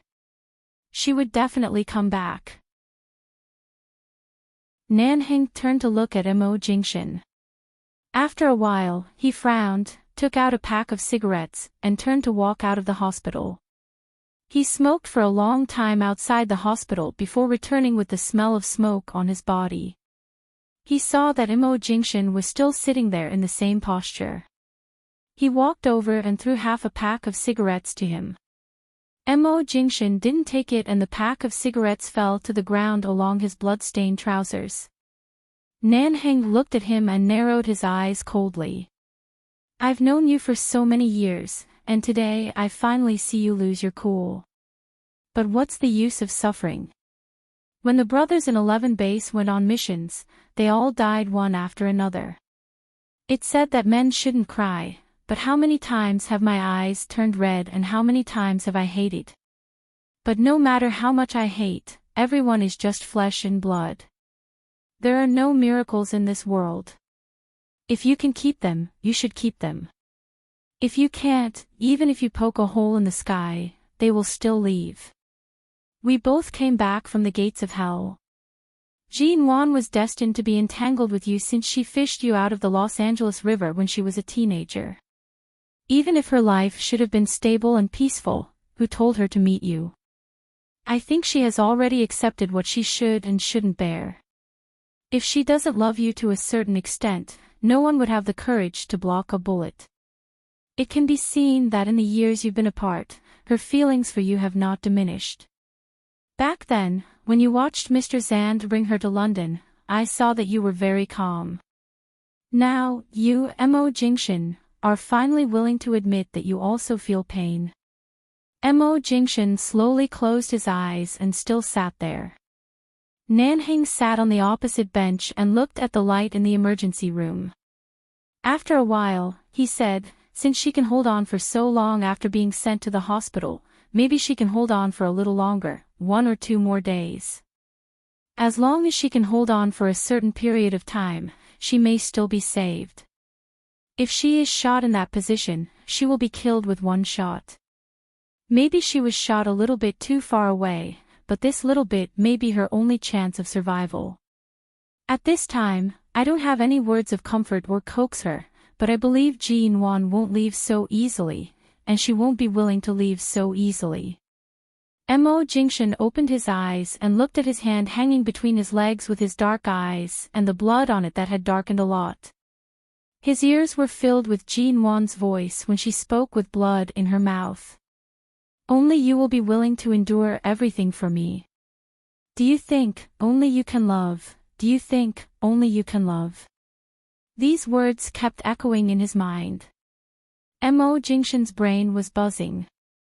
He slowly raised his hand mechanically and looked at the blood on it. Thank you for loving me, in both my previous and current lives. Thank you for not really giving up on me. Thank you for still wanting me. She could say these words, which showed how careful and uneasy she was in love with him. How afraid she was that he would leave in a fit of anger and never come back for 10 years, and how afraid she would be separated by death as soon as she turned around. On the surface, she looked so tough that she didn't feel anything, but when he pushed her away step by step and told her that he was already dead just to let her go, the expression on her face was deeply imprinted in his mind and he couldn't forget it. She had been afraid. But he had pushed her so far away when she was at her most apprehensive and afraid. In order to keep him, she even abandoned her dignity and desperately hugged and held him, but in the end, he still pushed her away. He remembered that when she signed the divorce agreement, she didn't even plan to see him for the last time and directly went to England. He remembered that she fell into his arms with blood in her mouth and said that she never stopped loving him. He remembered that she said in a very low voice that it hurt in his arms. Yes. It hurt. Chapter 689. It was far more than 5 hours. The light in front of the emergency room was on until the next morning.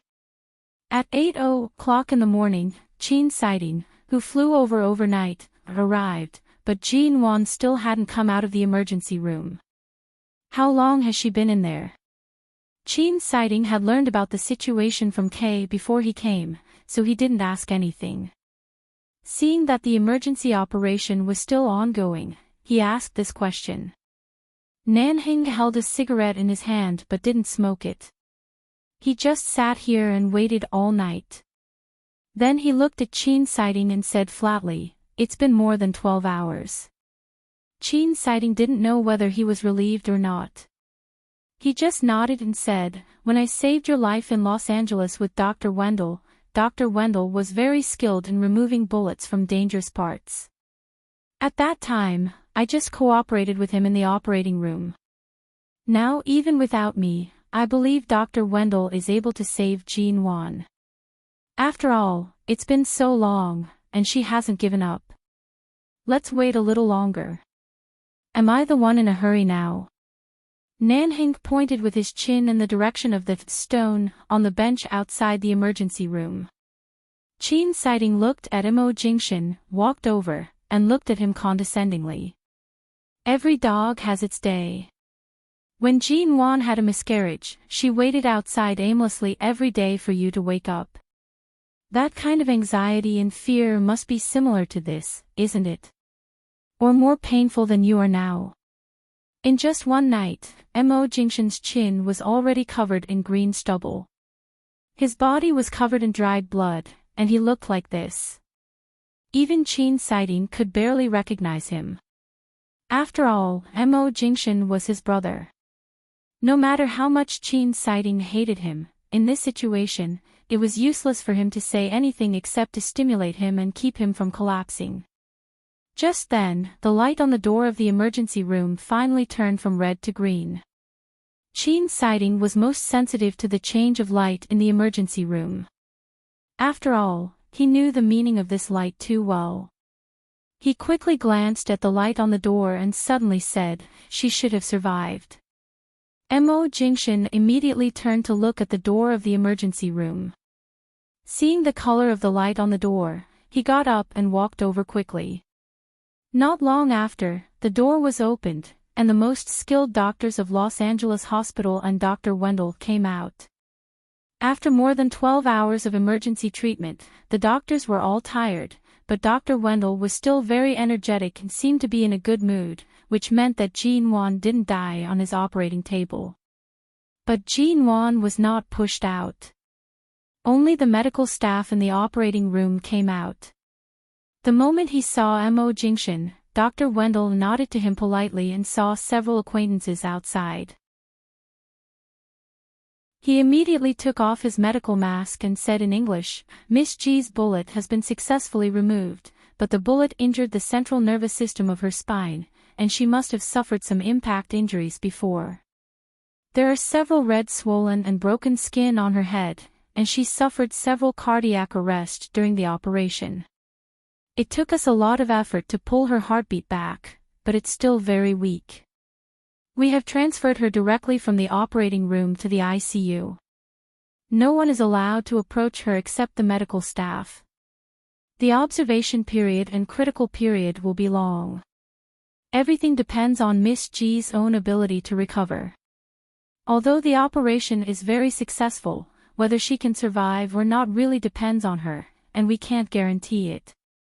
Dr. Wendell nodded to Mo Jingshan politely and saw several acquaintances outside. He immediately took off his medical mask and said in English, "The bullet has been successfully removed from Miss G's body, but the bullet injured the central nervous system of her spine. Has she been transferred to the ICU?" Mo Jingshan asked, his voice almost hoarse when he spoke. Dr. Wendell nodded. "Her internal organs and spine have been injured by the bullet. She must be transferred directly from here to a sterile environment. Otherwise, her internal organs will be easily infected. Mr. Mo, please rest assured.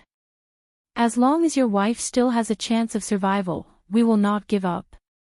The most professional doctors will take care of her 24 hours a day. The central nervous system of her head and spine was injured." Qin Sighting asked calmly. "Will it affect the functions of her brain? Including her brain, thinking, intelligence, etc." Dr. Wendell said lightly, "It's not certain yet. We need to observe her after she passes the critical period. Dr. Qin, you should know very well that Miss G was injured in a very dangerous position. It's not easy for her to survive such a long time. As for the rest, we can only observe her slowly." Qin Sighting nodded and said no more. "Mr. Mo, I'm going to change my clothes first.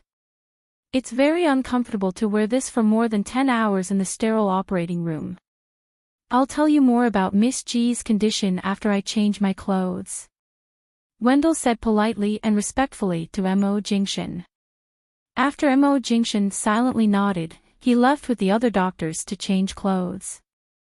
The lights in the emergency room then went off. Hearing that Jean Wan's life was saved, Nanhing turned to tell Kay about Atuda. Qin Sighting stood there with his hands in his trouser pockets and turned to look at Mo Jingshan, who frowned because he didn't see Jean Wan come out unscathed. "Just like your car accident, the central nervous system of her spine was injured. Did she save your life?" Mo Jingshan's eyes were distant. He just listened and said nothing. Nanheng had been waiting for Feng Ling to show up, but she didn't come to the hospital. 11 Base made several calls in a row. They had to go back to deal with Atuda, and they couldn't delay any longer. They had received accurate news that Feng Ling landed in Los Angeles almost at the same time as Qin Sighting this morning. But she didn't show up. Urged by the bass again, Nanheng left. However, less than 5 minutes after Nanheng left the hospital, a slender figure in a black dress appeared in front of the hospital. Seeing that Nanheng had left, she entered the hospital. Kay had just received a call and was about to come out, when he suddenly saw a woman with shoulder-length hair, dressed very feminine and wearing sunglasses coming in. He didn't pay much attention to her. After all, there were many beautiful women in Los Angeles, and there were many such enchanting and charming women. However, at the moment when he passed by the woman, he suddenly paused and turned stiffly as though he had been struck by lightning. He looked at the back of the woman who was somewhat strange but could not be more familiar and said in surprise, "Feng Ling." Chapter 690.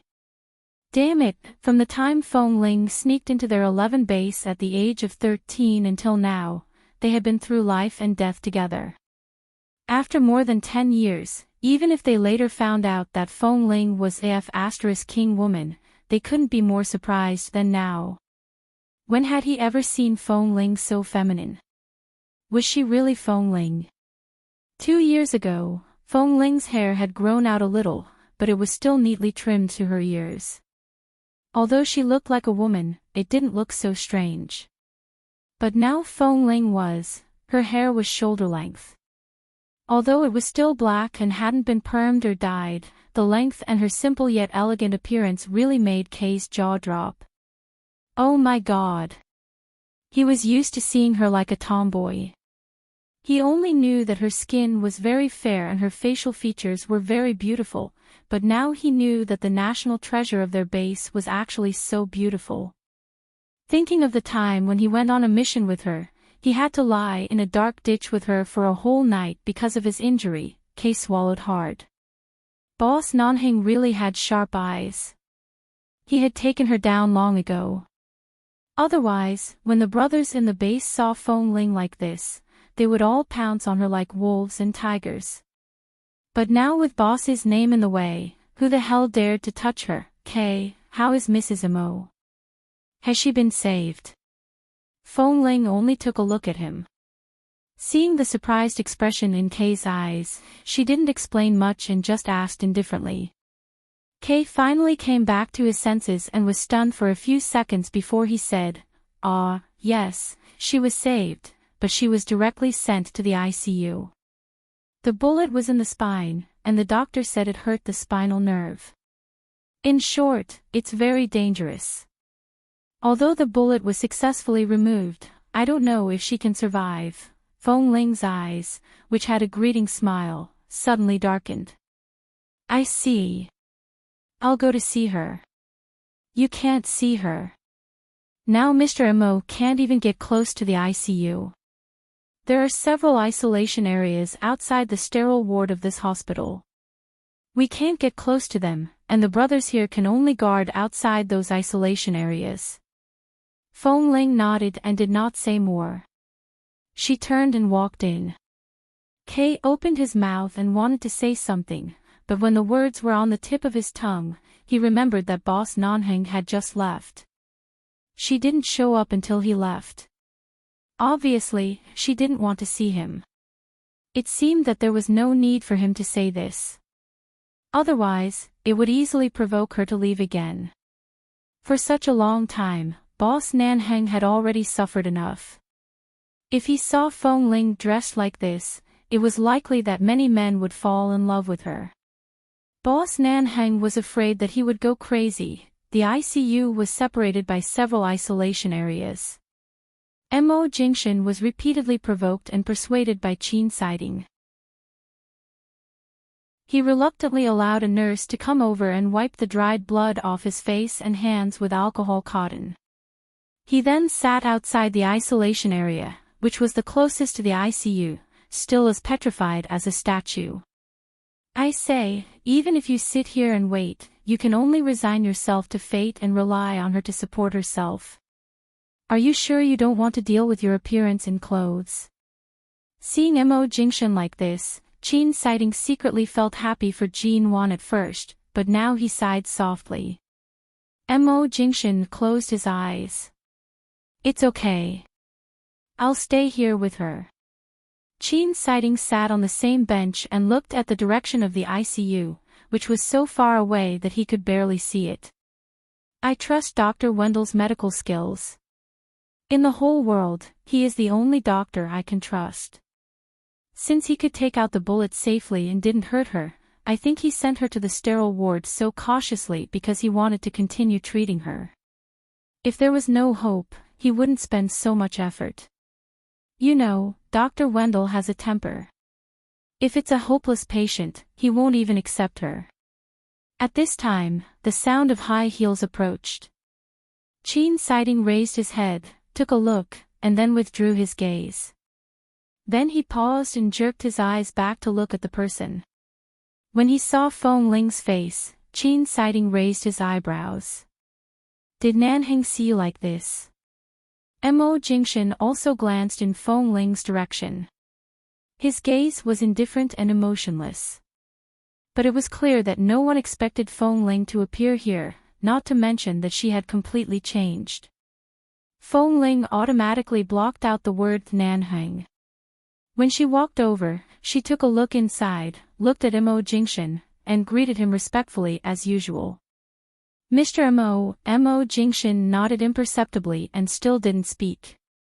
He was a man of few words. Ever since Jin Wan was shot, he had become much quieter. Feng Ling turned to Enchanting and nodded. Dr. Qin. Enchanting raised his eyebrows and smiled. Very beautiful, Miss Feng.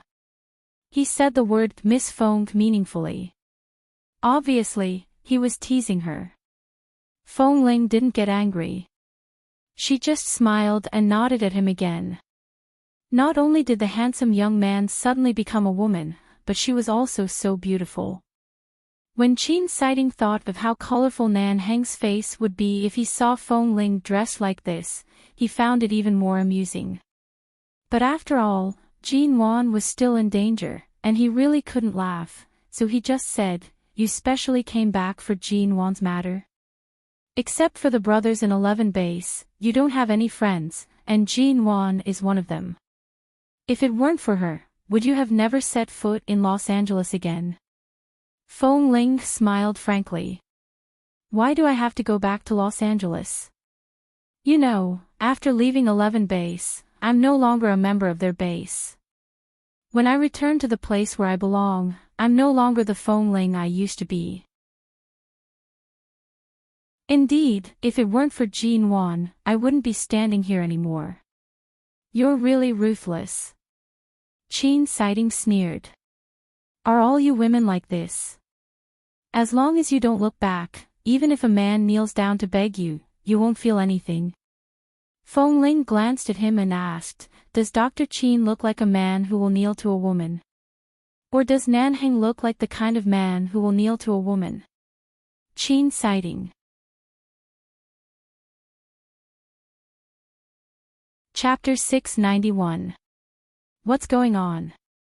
Feng Ling asked abruptly when she saw the back of the medical staff in a hurry. Enchanting's voice was calm. Do you think people can just sleep in the ICU? They may face cardiac arrest or near death at any time. Jin Wan's life is not easy. This kind of emergency rescue will happen from time to time in the next few days. You have to get used to it.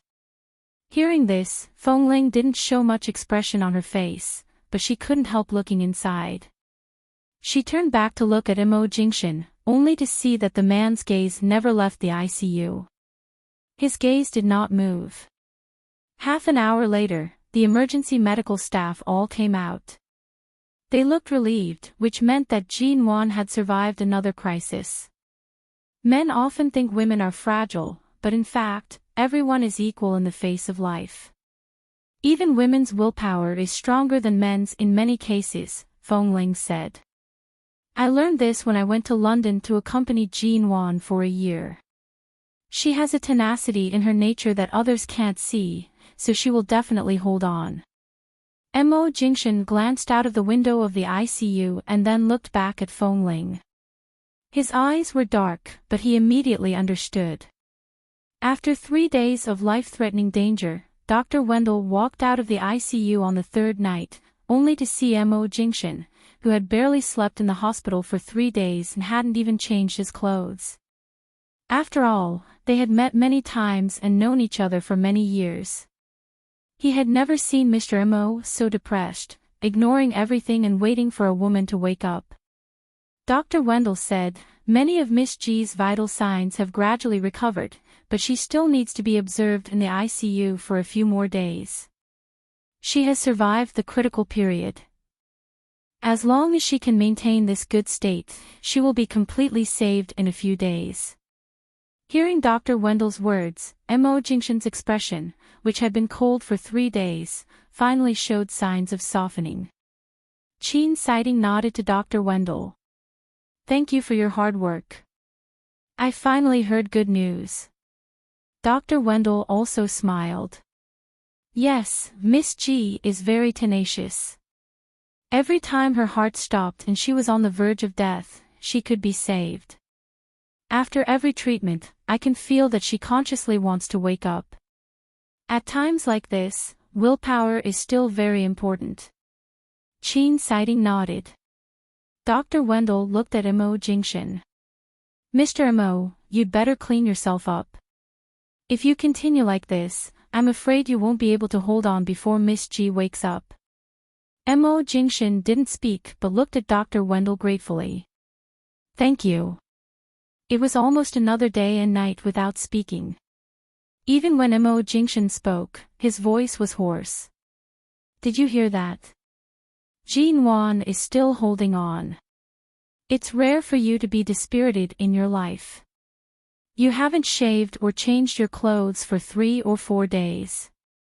If Jin Wan sees you like this, she'll probably be scared to death again." Qin Siding said as he walked over and reached out to pull Mo Jingshan up. Perhaps because Mo Jingshan hadn't moved for 3 days and had only eaten a few bites of the food they bought, the moment he was pulled up by Qin Siding, his tall and straight body swayed. Qin Siding hurriedly supported him, frowning. "You've been suffering for 3 days. Can you still hold on?" Before Mo Jingshan spoke, Dr. Wendell received Qin Siding's gaze and immediately asked 2 nurses who came over to open the door of the nearest ward and asked Qin Siding to help Mo Jingshan into rest. Maybe because of the rare good news about Jin Wan, Mo Jingshan was no longer so cold and depressed that no one dared to approach him, or maybe only Qin Siding dared to drag Mo Jingshan away by force. He sent Mo Jingshan to a nearby ward and asked Kay to bring him a change of clothes and other things. He hadn't eaten much for 3 days. Qin Siding gave him a bottle of glucose, pushed him into the simple bathroom in the ward, and threw a change of clothes into it. It wasn't until Mo Jingshan took a shower, cleaned the stubble around his chin, and changed his clothes that Qin Siding felt a little comfortable. "Tut, how could I forget?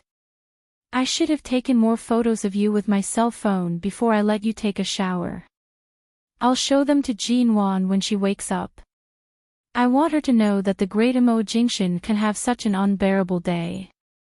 Qin Siding said with a smile and then said, "You haven't slept for 3 days. You can't stand it at all. You should take a rest, even if it's just a 2-hour nap." Mo Jingshan took a look at him and said coldly, "What did you put in the bottle of glucose you gave me just now?" Qin Siding smiled. "The drug works so fast. I specially asked Dr. Wendell for the nearest tranquilizer and dissolved it in the glucose. It should take you a while to fall asleep, but you haven't eaten or drunk anything these days. I guess your body's resistance has weakened, so the drug works faster than usual. There's nothing to say. Just go to sleep." Hearing that Qin Siding dared to add a tranquilizer to the glucose he injected, Mo Jingshan sighed coldly and rubbed between his eyebrows. Qin Siding had been brothers for so many years, so he knew Mo Jingshan well. He knew the heartache behind Mo Jingshan's indifference. In the end, Mo Jingshan couldn't resist the tranquilizer he got from Dr. Wendell. Seeing that he could finally close his eyes for a while, Qin Siding got up and went out. Mo Jingshan slept for an entire night. He did not put much tranquilizer in the glucose, but it allowed him to sleep without relying on the drug for most of the time. However, early the next morning, Mo Jingshan opened his eyes and got up to walk out of the ward. Although he didn't see anything strange, he was still keenly aware that the mood of the people outside was not right. What happened? Mo Jingshan's indifferent handsome face was no longer as dejected as a few days ago, but because of the atmosphere, it was so cold that people didn't dare to look at him. When the people of 11 Base saw Mo Jingshan, their faces all darkened. One of them said, "Last night, some of Atuda's men sneaked into the hospital, kidnapped the medical staff on other floors, disguised as medical staff, and took Mrs. Mo away from the ward. The isolation area was too long and we couldn't get close. When we found them, they had disappeared. Dr. Chin immediately took people to chase them, but there is still no news." Chapter 692. Mo Jingshan went inside in extreme anger. Sure enough, he saw that most of the medical staff were injured, and many of them were suddenly attacked from behind and unconscious while on duty. All the medical equipment in the ICU where Jin Wan stayed had been cut off, and there was no one on the bed. It was too far away for non-hospital staff to approach. Chin Siding was guarding outside after he fell asleep last night. Even if he was here, he wouldn't be able to tell whether those people were real medical staff or other people who had sneaked in. By the time he found out, Jin Wan would have been transferred away. Suddenly, Mo Jingshan's cell phone rang. He looked at the screen with cold eyes. It was Chin Siding's number. The moment he picked up the phone, Chin Siding said coldly, "I've found them. Our men have surrounded them outside, but Jin Wan's life is in their hands. They ask you to go there in person. Their purpose is clear. Even if they can't exchange Jin Wan for Atuda, they want to get what they want from you. They are just using the reason of exchanging Atuda as an excuse. In fact, they want to take the opportunity to monopolize her. I'll go there." Mo Jingshan hung up the phone expressionlessly, turned around, and walked out. The large hotel room was silent and deserted. Several Cambodians surrounded the pale woman on the bed. She had not woken up since they stole her out of the ICU a few hours ago. They even wondered if they had stolen a dead person. Could she threaten Mo Jingshan? But after all, they heard that this woman named Jin Wan was Mo Jingshan's only weakness. If they took her out of the ICU, she must be a threat to him. Will she die here?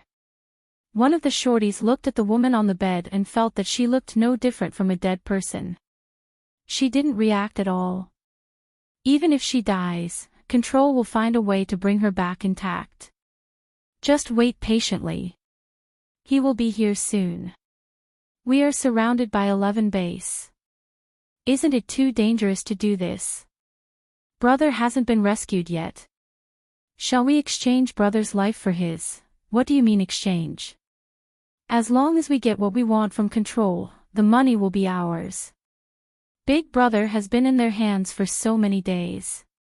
Even if he's not dead, he'll be crippled. Even if we save him, he won't be able to protect us. Let's ignore him and do this ourselves." At this time, one of them put his hand between the nose of the woman on the bed. After a while, he said nervously, "She's breathing is very weak. If we steal her out like this and she dies here, will Control kill us all at once? For example, blow up this building.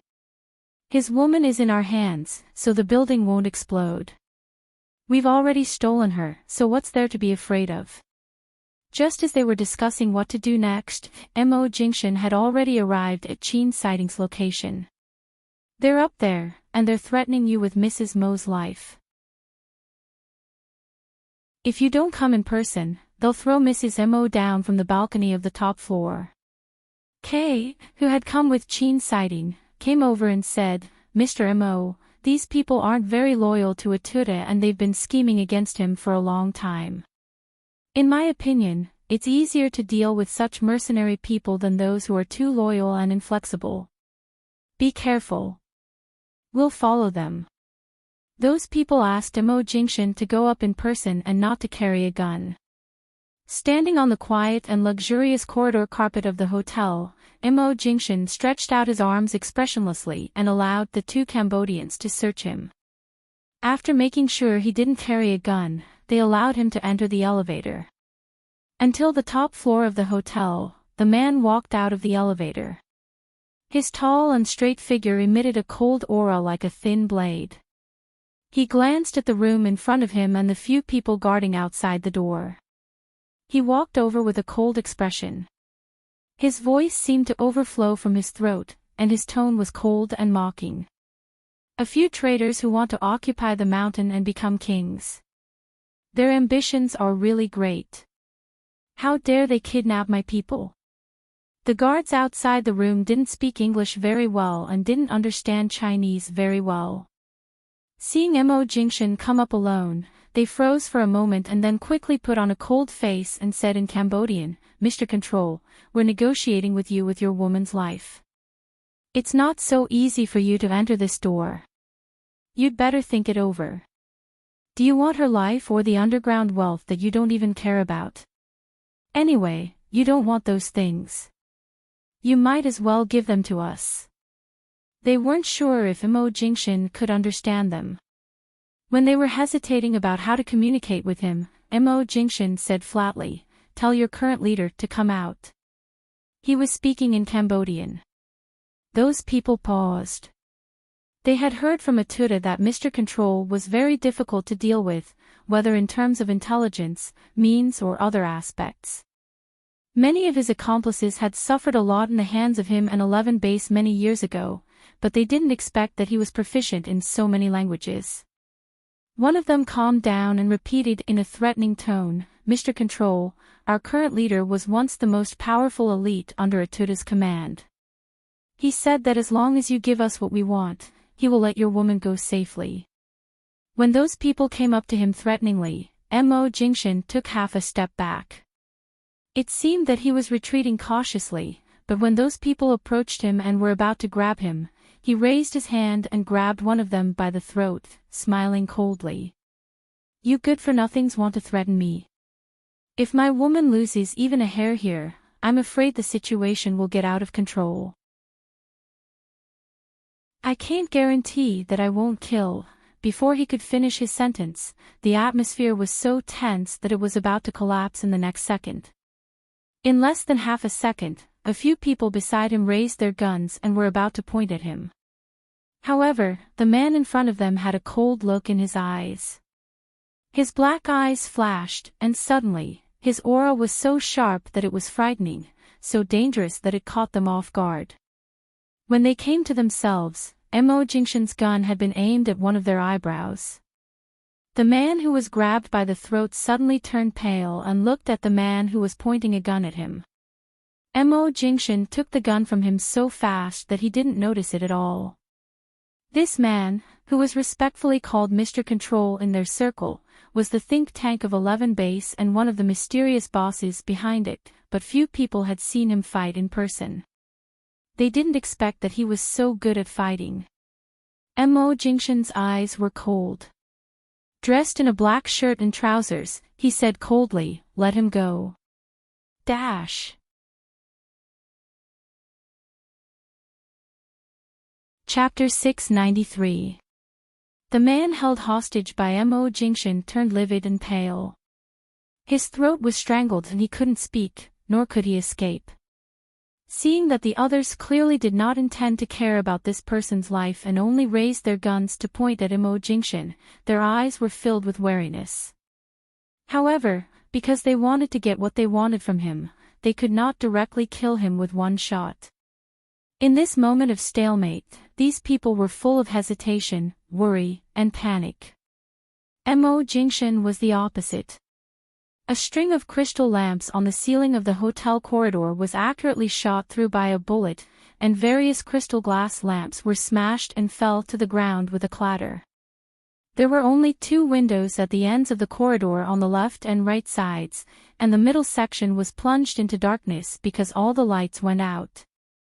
The first person to rush out of the door of the safe passage was Kay, because it was 11 Base's unchanging code to fire a shot after snatching a gun.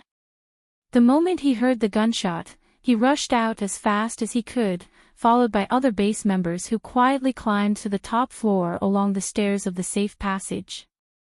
The light in the corridor was too dim. Before those Cambodians realized what was going on, they were suddenly knocked down, and their guns and everything that could be used as weapons were taken away in an instant. However, everything happened very quietly. Except for the first shot that Immerse fired, all the subsequent actions were silent. Even those people who were knocked down fell to the ground in an instant and couldn't make a sound. The man held by Immerse was the only one who hadn't been knocked down. After gradually adapting to the dark light, he saw the scene around him and the people of 11 Base. His face changed dramatically, and he immediately wanted to shout to warn those people who were holding Jin-won hostage in the room. Just when he was about to speak, the man holding the gun in front of him was still calm, pointing the muzzle between his eyebrows as if he was not threatened at all. Immerse's face remained unchanged and he still said 2 words coldly, "Open the door." The man looked at him and moved his lips, but he didn't dare to make a sound because the gun was pointed at his head. He was about to beg for mercy when the door behind him opened. Although there was no sound after that, their guns were not silenced, and the people inside must have heard the sound when Immerse fired. It was just that they couldn't guess whether the gun was fired by their men or someone else. After all, if Immerse could really enter this hotel, he should have been searched and couldn't have brought a gun in. But the people who came out didn't expect that when the door opened, they would see more than 20 people of 11 Base standing in a row in the dark, and all the guns were aimed in the direction of the door. The man's expression changed, and his pupils constricted. Just as he was about to retreat, he stopped in front of the door in fright because of the muzzles of the guns. There was a moment of dead silence in the corridor. From the beginning to the end, Immerse remained calm and indifferent. The people in front of the door saw Immerse in the darkness and then saw their brothers lying unconscious on the ground. One of them was being held hostage by Immerse. They abruptly turned around and rushed back. At the moment when the man moved, Kay took the lead to shoot. With a bang, the man was shot in the shoulder. The people in the room were ready to go, and the leader had already dragged Jin-won up from the bed. At the moment when Kay rushed in with his men, he saw several people carrying Jin-won on their shoulders, standing on the balcony, and pointing their guns at the door. They were few in number and might not have enough bullets, but their biggest trump card was Jin-won. Seeing Jin-won, who hadn't passed the critical period, being carried on their shoulders and left the hospital, they didn't know if she could survive this. Kay glared at them coldly and pointed the gun in his hand at the head of the man who was carrying Jin-won. The Los Angeles police and the members of 11 Base have completely surrounded the hotel. If you don't want to make things worse, let them go immediately. The man behind Kay said, "I'll give you the last 30 seconds. The leader who was carrying Jin-won sneered and suddenly looked back at the balcony, only to see that the Los Angeles rescue team had arrived at the balcony, and a huge air cushion as high as 2 stories had been laid down below. Even if they threatened them by throwing this woman down, there was no room for them to threaten them.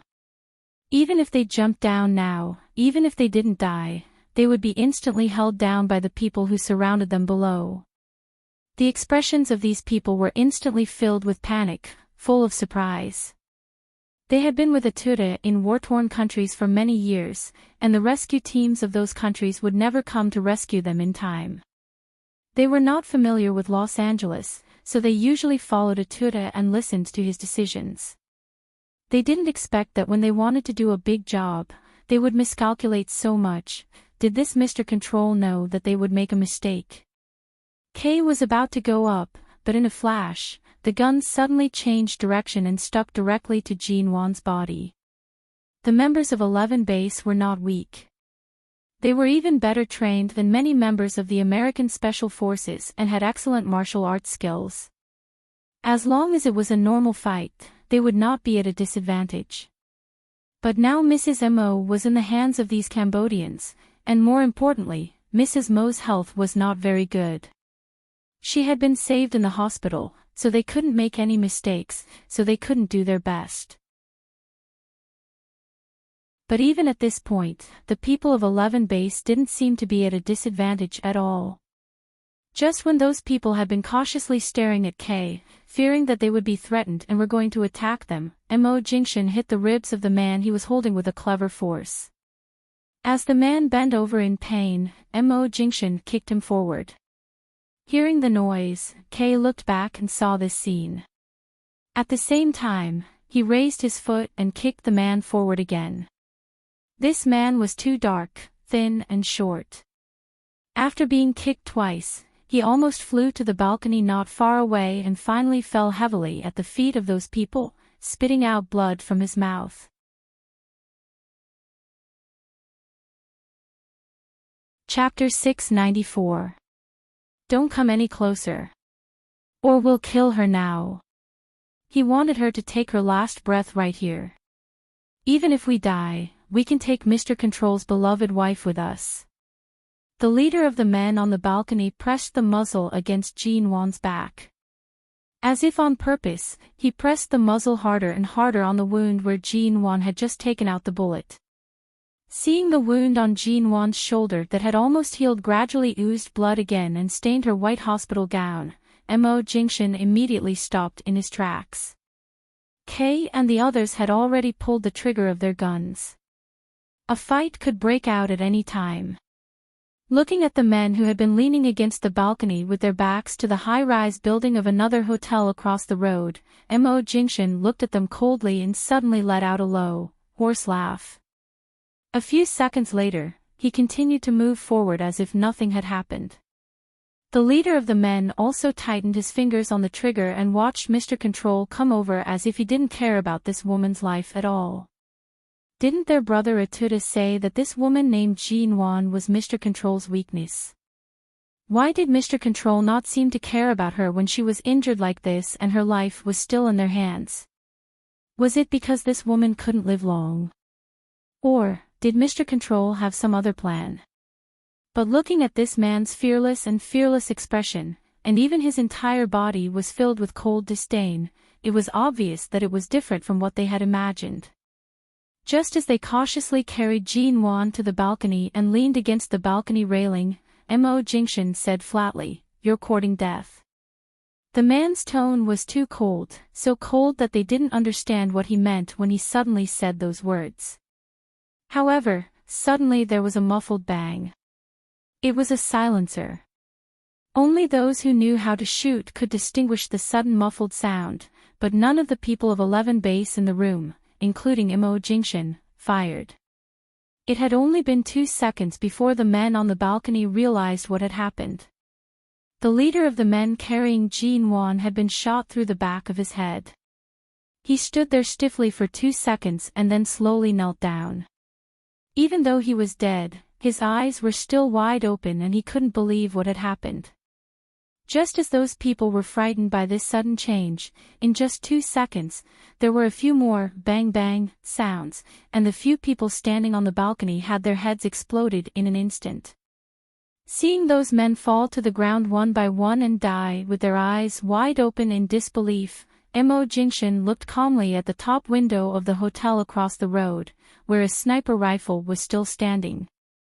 Mo Jingshan stepped forward and picked Jean Wan up. Kay immediately led his men to kick those men away, lest the blood flowing from the back of their head stain Jean Wan's body. Seeing that Jean Wan's complexion was so pale that it was almost colorless and that the wound on her back was seeping more blood, Mo Jingshan carried her up with a cold expression. Without a moment's delay, he quickly turned to leave. On the opposite side, Feng Ling withdrew the sniper rifle from the window and was about to carry it on her back out of habit, but then she realized that she was no longer a member of 11 Base and it was not convenient for her to take it with her, so she put the rifle aside and looked back deadpan, only to see Qin Sighting, who was looking at her calmly. No wonder when Nanhing didn't know you were a woman. He often said that although there were many capable people and powerful snipers in 11 Base, only you and Kay could shoot accurately from a distance of 500 meters, especially you. Although you are young and much thinner than others, you are more skillful with the sniper rifle than anyone else and seem to have infinite explosive power. Today, I finally understand why he praised you so much. Feng Ling said flatly. It should be said that Dr. Qin and Mr. Mo's judgment is very accurate. Those Cambodians know the current situation of 11 Base very well and know that Kay is the most trusted sniper. As long as Kay breaks into the hotel with them, they will think that 11 Base is in a hurry this time and doesn't prepare an external sniper range, so this diversion is the key to victory. Qin Sighting smiled. You haven't touched a gun for nearly a year, have you? Feng Ling raised her eyebrows lightly. I haven't touched a gun since I left the base, so I'm really out of practice. If it weren't for the fact that the person I'm going to save today is Jean Wan, I wouldn't have taken this risk so easily. If I didn't aim accurately, I would have killed more than her. Since Nanheng asked me to call you here, of course, I trust your marksmanship. Feng Ling said flatly, Did Nanheng ask you to call me? Qin Sighting raised his eyebrows with a smile. Of course. Otherwise, why do you think I dare to invite you, Miss Feng? Since he is in Los Angeles, why didn't he come in person? Speaking of marksmanship, Kay and I were both personally trained by him. Isn't he the safest sniper? Feng Ling looked a little unfriendly. What do you think? Feng Ling didn't say anything more. She just put the sniper rifle back into the black rectangular leather case, and then turned to walk out expressionlessly, not intending to stay any longer. Feng Ling, Nanheng forced you to leave 11 Base for your own good. You grew up in an orphanage and finally found your family, so you should go back to live a peaceful life. Besides, your family won't allow you to live such a dangerous life again. He owes the Feng family a favor, but you are the lost child of the Feng family, so he can't negotiate with the Feng family and can only ask you to go back. Even if it's for your own good, he has to do that. Feng Ling didn't seem to hear his words. She didn't stop but walked out without looking back. However, as soon as she walked out of the door, she suddenly saw a tall and straight figure standing outside. The man was just outside the door, his back against the wall, a cigarette in his hand flickering between his fingers. Because she came out, he looked sideways at her. The man half narrowed his dark eyes in the smoke, stared at her cold face, and then took a deep breath, blowing the smoke on her face. Feng Ling looked coldly at Nanheng, who had been waiting outside for a long time.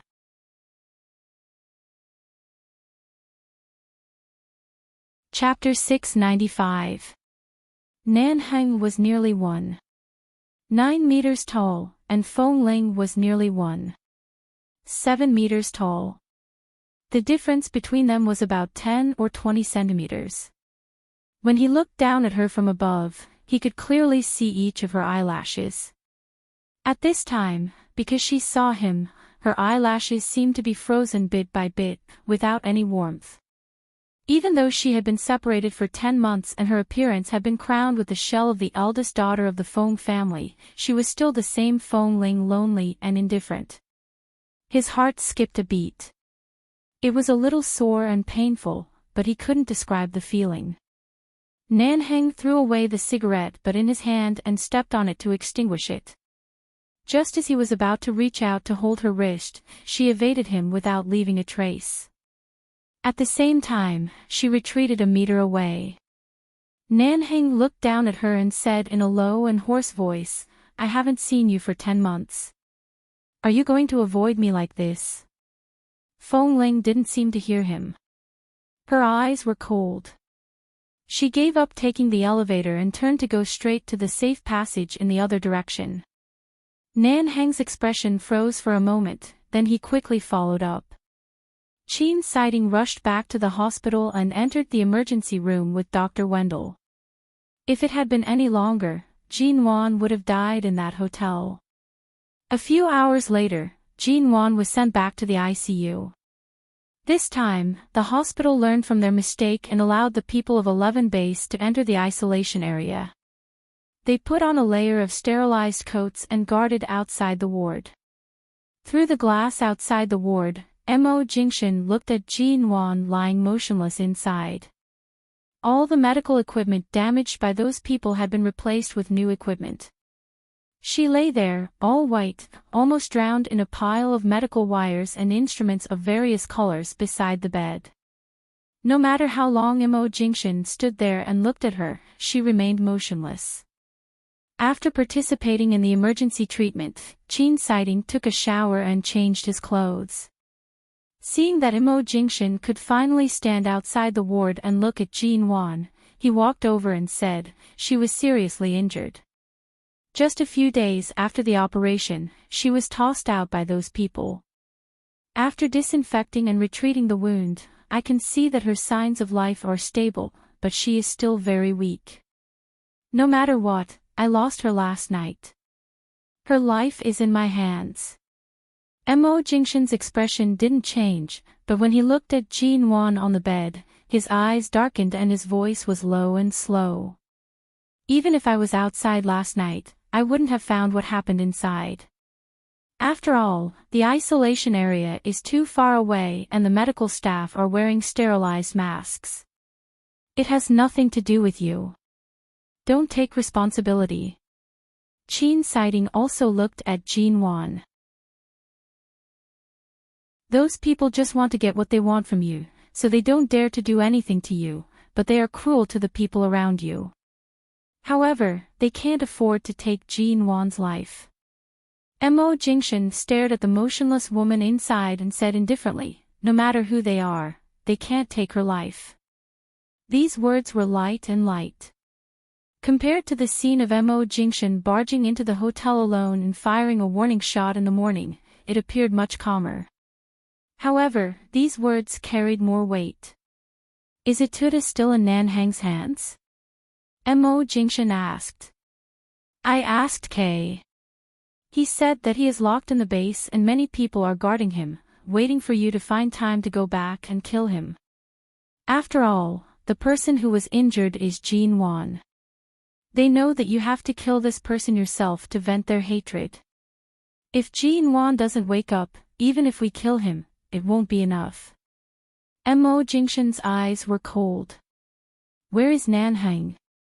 Enchanting didn't answer but sighed with a smile. You know, it's rare for Feng Ling to return to Los Angeles because of Jean Wan.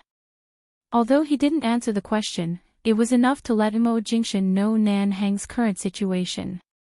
Mo Jingshan didn't speak anymore but just looked at Jean Wan through the glass. He looked at her pale face, which had lost a lot of weight in just a few days, looked at her eyelashes which hadn't moved at all, and heard what she said before the accident. She said she wanted to go back to the U Garden. In the dark detention room, someone was cursing from time to time. Sometimes it was in Cambodian, sometimes it was in English, and sometimes it was in Chinese. The curses were all the same. Let Control come to see me. He's such a coward. Why did I let you bunch of trash lock me up here? If you dare, come to see me alone. Control. Your Chinese name is Mo Jingshan, right? Get the hell over here. After cursing for several days, Etuda didn't get any food or water. After 4 or 5 days, he had no strength to curse anymore and was on the verge of death. If he hadn't fainted once and the people of 11 Base hadn't poured cold water on him to force him to wake up and continue to be tortured, he would have been dead by now. However, the saliva was still stinky. It tasted like the feces and urine of the dogs raised in this base. The wounds on Etuda's body had already dried up. Blood and torn clothes were stuck to his body, and his yellow hair was messy on top of his head and almost tied into a knot. He was still cursing, panting weakly. Control. Don't think I'll die as easily as a keep. Of course you won't die as easily as a keep. I don't need to come here in person. The people here have thousands of ways to make you beg for death. Suddenly hearing the voice from outside, Atuda frowned and immediately looked up at the man who finally showed up outside the door. The moment he saw Mo Jingshan clearly, his brows immediately darkened. The man who rarely came back to 11 base from the hospital looked at Atuda, who was in a mess, and said in a low, hoarse, and careless voice, "You tried everything you could to get the source of the underground arms from me, just for the endless wealth. You two brothers risked your lives one after another, but you didn't hear me say anything. You don't want to give up, do you?" Atuda sneered. "Even if you don't tell us the source of those channels, I'm afraid you won't take those things. Don't you think it's a pity to hide billions of dollars worth of wealth under your silence? You've been making money in various war-torn countries and eating the food of the dead for so many years, but you haven't even made billions. Don't expect to get the money after I tell you the channel. For a good-for-nothing like you, even if I put those things in front of you, you won't be able to take the astronomical figure." The lighter Mo Jingshan's tone was, the thicker the disdain in it was.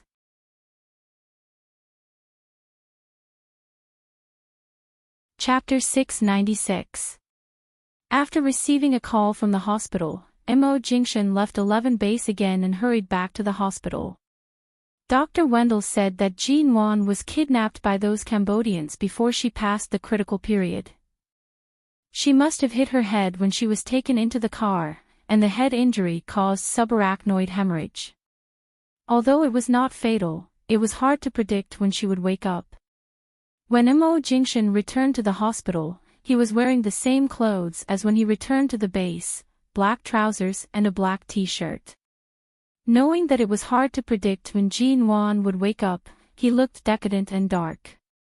Apart from changing his clothes and taking a shower, he hadn't tidied himself up for a few days.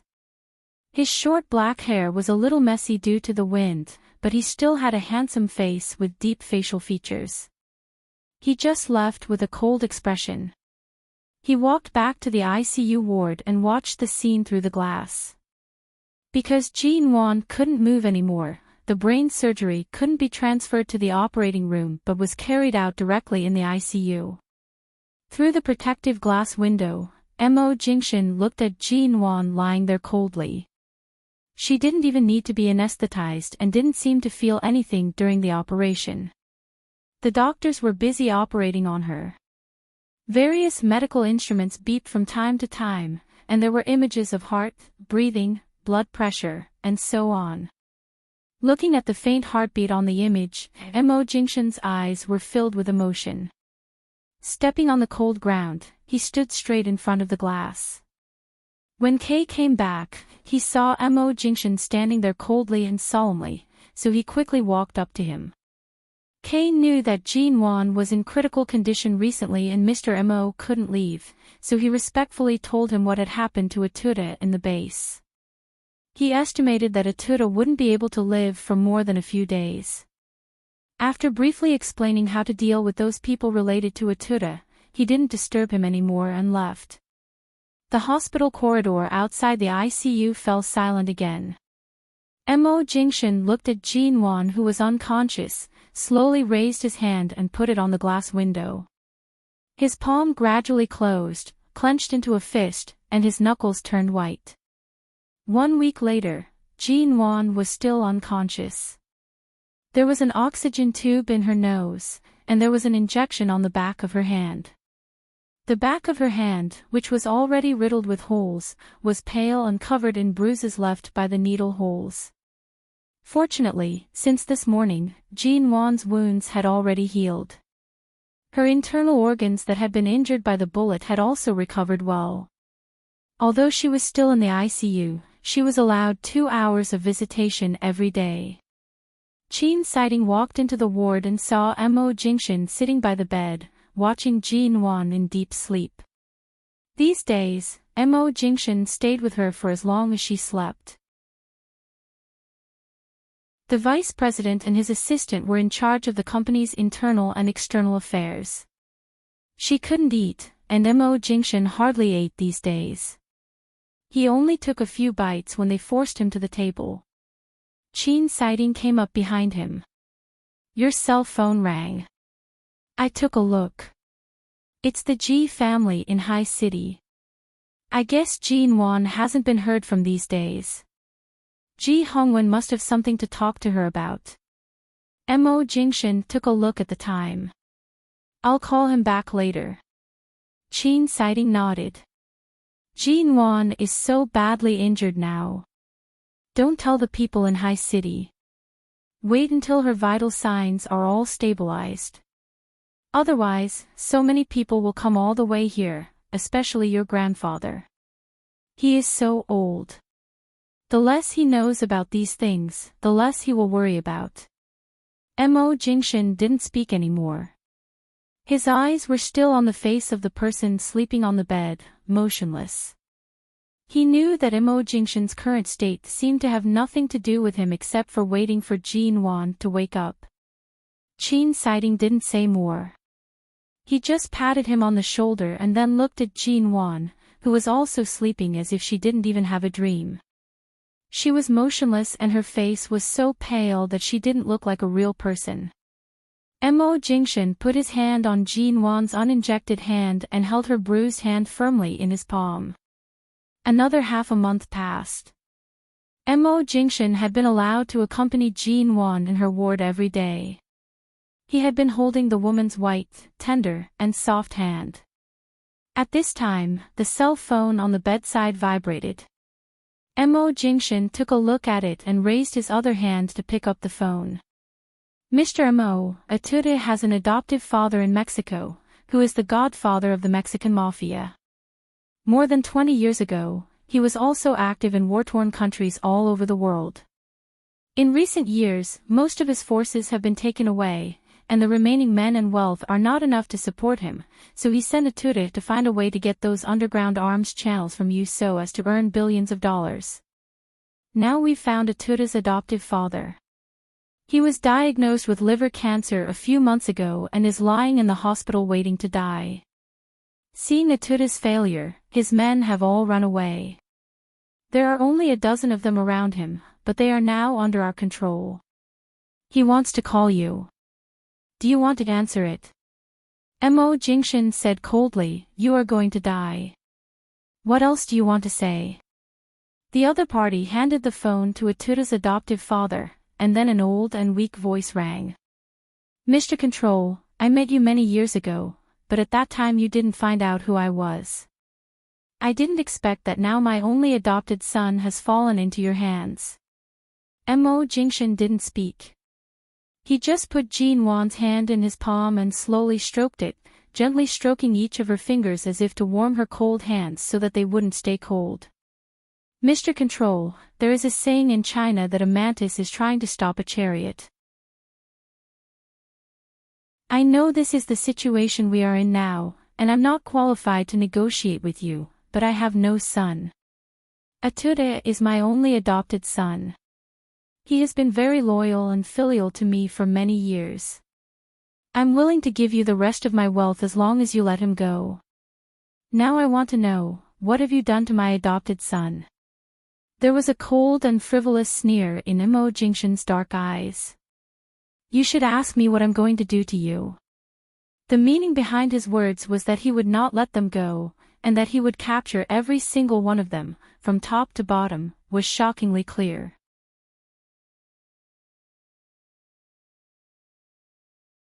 Chapter 697.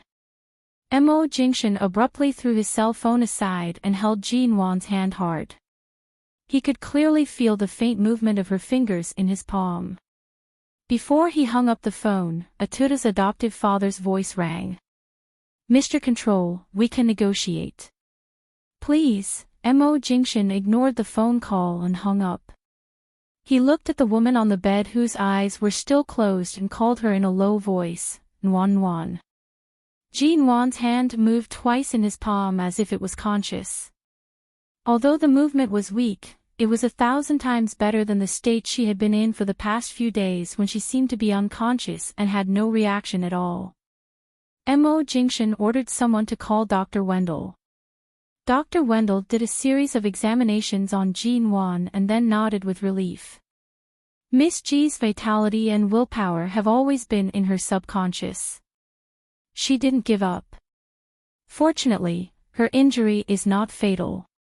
As long as she continues to recuperate for a while, her internal and external injuries will be fine, and there won't be any sequelae. However, although the operation went well, there is no guarantee that the bleeding in some blood vessels will be completely cured. We still can't predict when she will wake up in the short term, but her body has regained consciousness. Even if she doesn't wake up, when she recovers to a certain extent, she can be taken out to bask in the sun every day to enhance her immunity and adjust her body to a healthy state. You mean we still can't predict when she will wake up in the short term? Mo Jingshan frowned. It means that it's up to Miss G to decide when she will wake up and whether she will be affected in all aspects after she wakes up.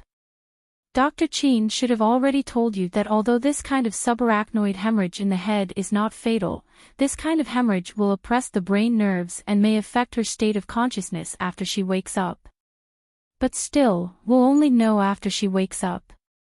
Chin Siding did say that this kind of hemorrhage was likely to affect her intelligence and consciousness for a period of time, and she would often have headaches if the remaining blood outside the blood vessels was not absorbed by herself. But the question now was when would she wake up? When Dr. Wendell left, Mo Jingshan looked at her quiet and motionless fingers and habitually held her hand again. In less than a month of suffering, he was so exhausted. If it were Jean Wan 3 years ago, she wouldn't even be able to see his face for 2 whole months. When he finally woke up, she was faced with a man she could no longer approach. What kind of despair and heartache must she have felt at that time? Yet she persisted by his side for such a long time. The hysteria in her heart was forcibly suppressed by her deliberate calmness on the surface. For the first time, Mo Jingshan began to doubt everything he had done for her good. He would rather start all over again than hold her tightly in his arms when he opened his eyes 3 years ago. The man lowered his head and kissed her fingers, his hoarse voice low and deep. It's all my fault. A month later, the direct flight from Los Angeles to High City landed at High City Airport. Mo Jingshan carried Jean Wan out of the airport and then gently put her into the car. Facing the woman who had been motionless with her eyes closed, he whispered in a comforting tone, "Good girl, let's go home. We've been flying for more than 10 hours. We need to go to Chin Siding's hospital for a checkup first. If you're okay, we'll go back to the U Garden. I've asked Auntie Chin and the others to go back. Everyone will accompany you." He held her in the car. Shen Mu, who came to pick them up, didn't say a word and drove away from the airport. Jean Wan didn't resist or move in Mo Jingshan's arms. Even a few days before returning to High City, Dr. Wendell said she had recovered a lot of consciousness, but she hadn't woken up yet. Although the gunshot wound had healed, it was her internal organs that were seriously damaged. She couldn't do too much exercise and had to rest quietly for at least a few months. Gunshot wounds were not child's play. Whether it was a member of a Western war-torn country or a member of 11 base on a mission, the chance of survival after being hit by a bullet was very small. Jean Wan's wound was almost fatal. It was a miracle that she could survive. Everything took time. During this waiting time, staying in the cold hospital in Los Angeles was not the most comfortable place for Jean Wan. It was better to go back to High City. It was better to let her go back to her favorite place and be accompanied and taken care of by the people closest to her, most trusted, and most familiar. When they returned to the U Garden, Auntie Chin and the others were already waiting. Seeing Mo Jingshan carrying Jean Wan out of the car, she hurriedly came up to greet them. "Mr. Mo, Madam." Before being invited back to the Yew Garden, Auntie Chin had carefully asked about Jean Wan. When she learned that Jean Wan had been seriously injured in Los Angeles and had been in a coma for more than a month, she had been worried. Now she finally saw Jean Wan, but she just let Mo Jingshan hold her, motionless, as if she didn't have any reaction. Auntie Chen's eyes instantly turned red. Madam, Mo Jingshan didn't speak but walked in with Jean Wan in his arms. The villa, the manor, and the interior decoration of the Yew Garden had all changed, but it looked more suitable for the two of them than before. Auntie Chen and the other servants hurriedly followed them in. Mo Jingshan put Jean Wan on the sofa and ran his fingers through her long hair. Then, she sat motionlessly on the sofa. He squatted in front of her and held her hand in his palm. Nuan Nuan, let's go home. After Jean Wan was brought back to High City, because Auntie Chin and the others were taking care of her, Mo Jingshan hadn't been involved in the company's affairs for nearly 2 months and finally began to put them back on the agenda. However, he came home on time every day and didn't attend any social events in person, leaving them all to his subordinates. Every night, he slept in the same master bedroom with Jean Wan. During the day, Auntie Chen and the servants fed her on time, and at night, Mo Jingshan fed her water and took care of her personally. Even if she didn't wake up, he wouldn't let her suffer at all. Ji Hongwen and Xiao Xinjuan came to visit separately, but they were both blocked by Auntie Chin. Without Mo Jingshan's permission, no one could go in and disturb Jean Wan. For many days, only Qin Siding, as a doctor, could enter the Yew Garden occasionally, but most of the time, he came to check on Jean Wan to confirm her recovery. Other than him, no one else had the chance to approach the Yew Garden.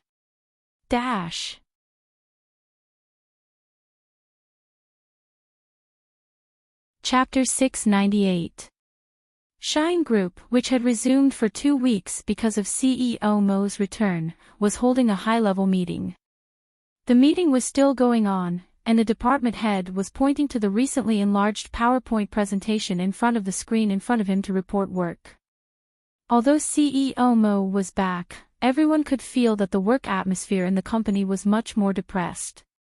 Almost everyone worked in a dangerous environment every day. Special Assistant Shin had told all the departments to go to the Deputy CEO's assistant and secretary's office first if they had any problems, and to let the subordinates solve the problems first. They should try not to disturb CEO Mo or go directly to the CEO's office. When the meeting was about to end, Mo Jingshan's cell phone on the conference table began to vibrate. Mo Jingshan glanced at the caller ID. Usually, if it was an unimportant call, Mo Jingshan wouldn't pick it up during the company's high-level meeting, but when he saw it was from the Yew Garden, he picked up the phone and picked it up. Mr. Mo, Madam is awake. Even though Auntie Chin briefly explained the situation on the phone, Yew Garden was in a mess that Mo Jingshan didn't expect at all. Madam, come out. No one here will hurt you. Don't be afraid. I'm Auntie Chin, Auntie Chin. Do you remember me? Madam, it's too stuffy in the wardrobe. Come out, Mrs. Mo, this is your home. Don't be afraid. Come out. Auntie Chen and several servants all stood outside the wardrobe in the master bedroom, facing the closed wardrobe door, and kept shouting nervously and worriedly at the wardrobe. Madam will really suffocate if she goes on like this. Auntie Chen, let's open the door, a servant whispered. Auntie Chen hesitated and reached out to open the wardrobe door. However, as soon as the door was opened, Jean Wan, who was curled up in the wardrobe, buried her head in her knees and hugged herself tightly as if she had been greatly frightened. Seeing her like this, Auntie Chen bent down to coax her. Madam, get out, get out, get out. Jean Wan refused to look up, shrank her neck, and shouted in a muffled voice. Auntie Chen had no choice. Fearing that she would really be frightened, she hurriedly took 2 steps back. Dr. Chin had said that if Jean Wan woke up one day, she might not be in a good state of mind, so they should be mentally prepared. Although they were mentally prepared, no one expected Madame to be like this. Seeing Jean Wan's shoulders trembling, Auntie Chen had to close the wardrobe door again, but she carefully put a towel in the middle to make the gap between the wardrobe doors wider, lest Jean Wan really suffocate inside. Less than 20 minutes after the call, Mo Jingshan, who was in the Shine Group's office building dozens of miles away, rushed back. When he entered the bedroom, he saw the mess on the floor. The quilt and pillows were thrown to the ground, and most of the things on the bedside table and table were on the ground. Water was spilled all over the carpet. Several servants and Auntie Chin were gathered around the wardrobe door. Mo Jingshan's eyes were fixed on the wardrobe. "Mr. Mo, you're back." After Madame woke up, she didn't recognize anyone and was very scared. "We fed her water and food, but she didn't want to eat or drink, and the medicine and water were all knocked over. No matter what we said, she wouldn't listen. Then she hid in the wardrobe alone and wouldn't come out no matter how we called her." Seeing Mo Jingshan come back, the servant hurriedly turned to him as if asking for help. Mo Jingshan quickly walked to the wardrobe door. The moment he opened it, he saw that Jean Wan, who had been unconscious for a long time, could finally sit up on her own, but at this moment, she was like a helpless and ignorant child, terrified of everything around her, curled up in the corner of the wardrobe, trembling all over. "Nuan Nuan." Mo Jingshan bent down to carry her out, but when Jean Wan heard someone open the wardrobe door to talk to her, she was even more frightened and shrank into the corner of the wardrobe. "Jean Wan, it's me." Mo Jingshan had been mentally prepared because of Chin's sightings' repeated reminders, but now she looked like she was not just mentally affected. Seeing that she had been hiding and that Auntie Chin had said on the phone that she had been hiding in the cabinet for almost an hour and refused to come out, Mo Jingshan turned his head and ordered, "Call Dr. Chin over." At the same time, the man put his long arm in and picked up Jean Wan, who was almost curled up into a ball. As she struggled and screamed in his arms, he held her firmly in his arms and turned to put her on the bed. Jean Wan hurriedly withdrew from his arms, but Mo Jingshan pulled the quilt that Auntie Chin hurriedly picked up from the carpet and wrapped it around her thin pajamas, pressed her into his arms, and patted her back comfortingly. "Don't be afraid. This is the Yew Garden. There's no danger. We're all here with you. Don't be afraid, okay?" Jean Wan didn't know if it was because Mo Jingshan's clear and clean smell made her feel familiar, or because of his voice or his words that comforted her, but Jean Wan gradually softened in his arms. Mo Jingshan looked down at her still pale little face, raised his hand to touch her face, and said lovingly, "No matter what you're afraid of, no one here will hurt you. Trust me, be good." Jean Wan took a few quick breaths in his arms and clenched her hands into fists. After a long time, she shrank into his arms and said hoarsely as if she had been wronged, "Where is the Yew Garden?" Mo Jingshan's eyelids twitched because of her words. The other servants had gone out, and only Auntie Chin stood by the bed and looked at them worriedly. Mo Jingshan held Jean Wan's chin with one hand and looked at her helpless eyes. "Don't you remember?" Jean Wan looked at him blankly and subconsciously raised her hand to grab the collar of his shirt. She stared at his face for a long time before saying, "I think I've seen you before, but what's your name?" Her tone sounded different from usual. Her confused and puzzled expression made Mo Jingshan's mood fall to the bottom of the valley. Dr. Chin rushed over after receiving the call. When he arrived, he saw Jean Wan curled up in Mo Jingshan's arms. Except for Mo Jingshan, she would hide behind him if anyone else came near.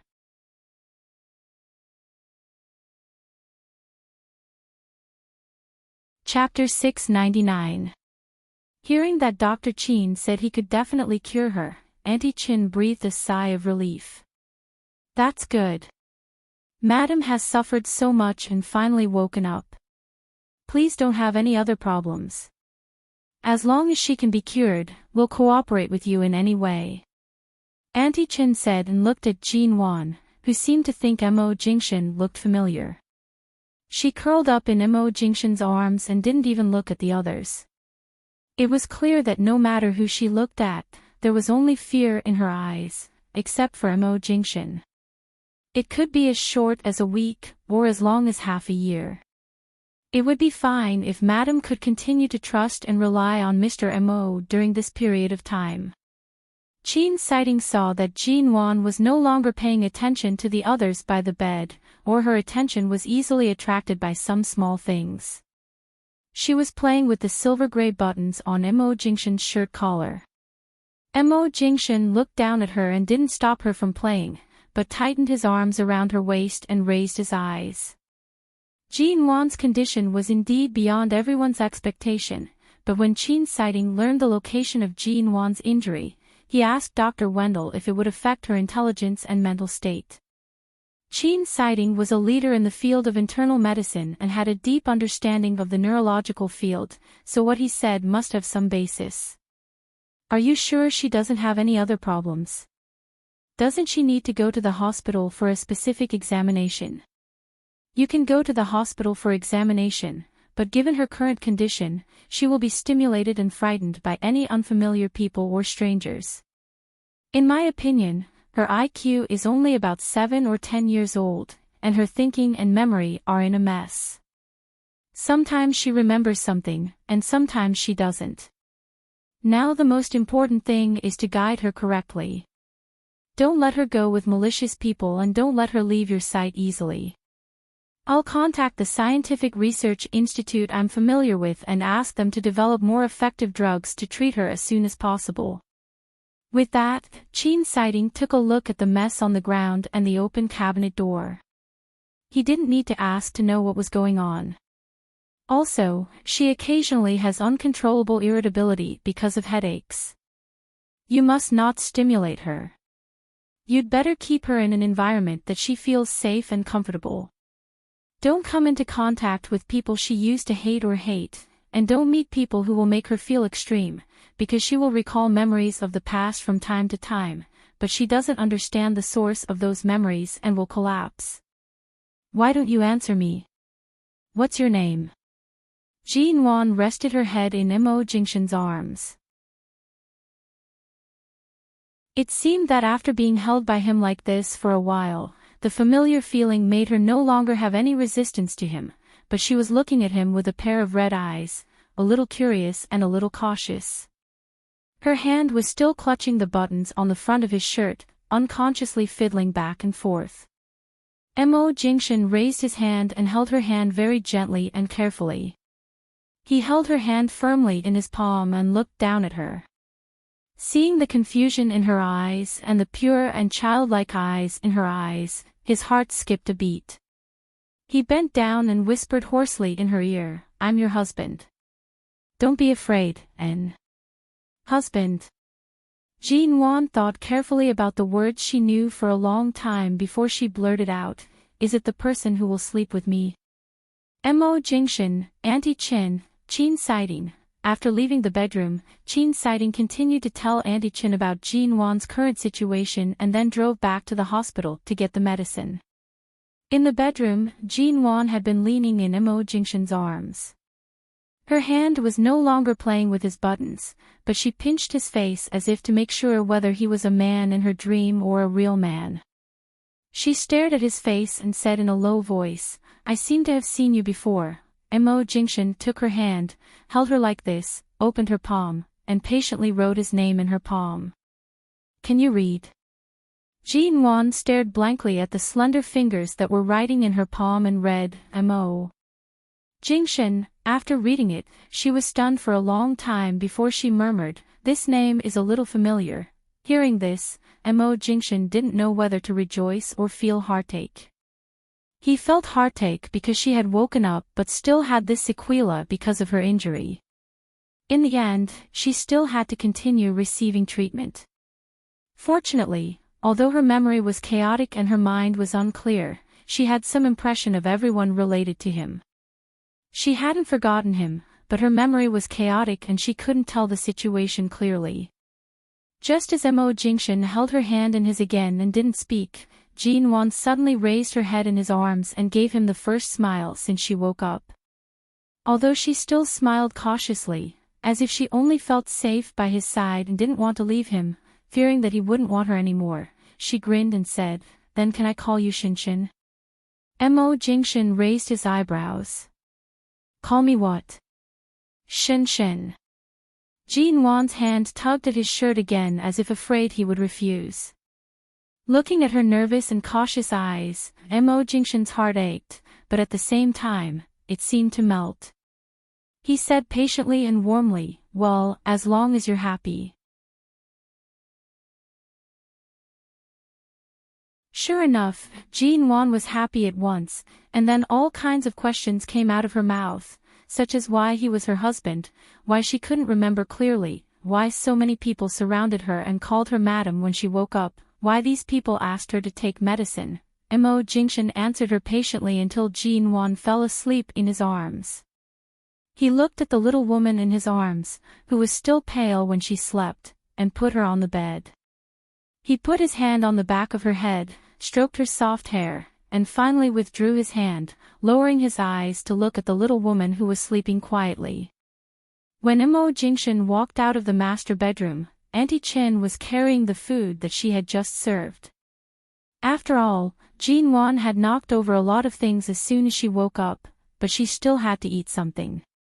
However, when she saw Mr. Mo's expression when he came out, Auntie Chin couldn't help shivering when she saw him. It was almost winter outside of High City, but the floor heating in the room was very warm. You're tuning into the LoveLore Library YouTube channel. We're so grateful for your support, and don't forget to subscribe to join us on this incredible journey through captivating stories. Your generosity through donations truly makes a world of difference, as it's the primary source of revenue that allows me to expand and enhance this channel for you. Thank you from the bottom of my heart for being a part of this adventure.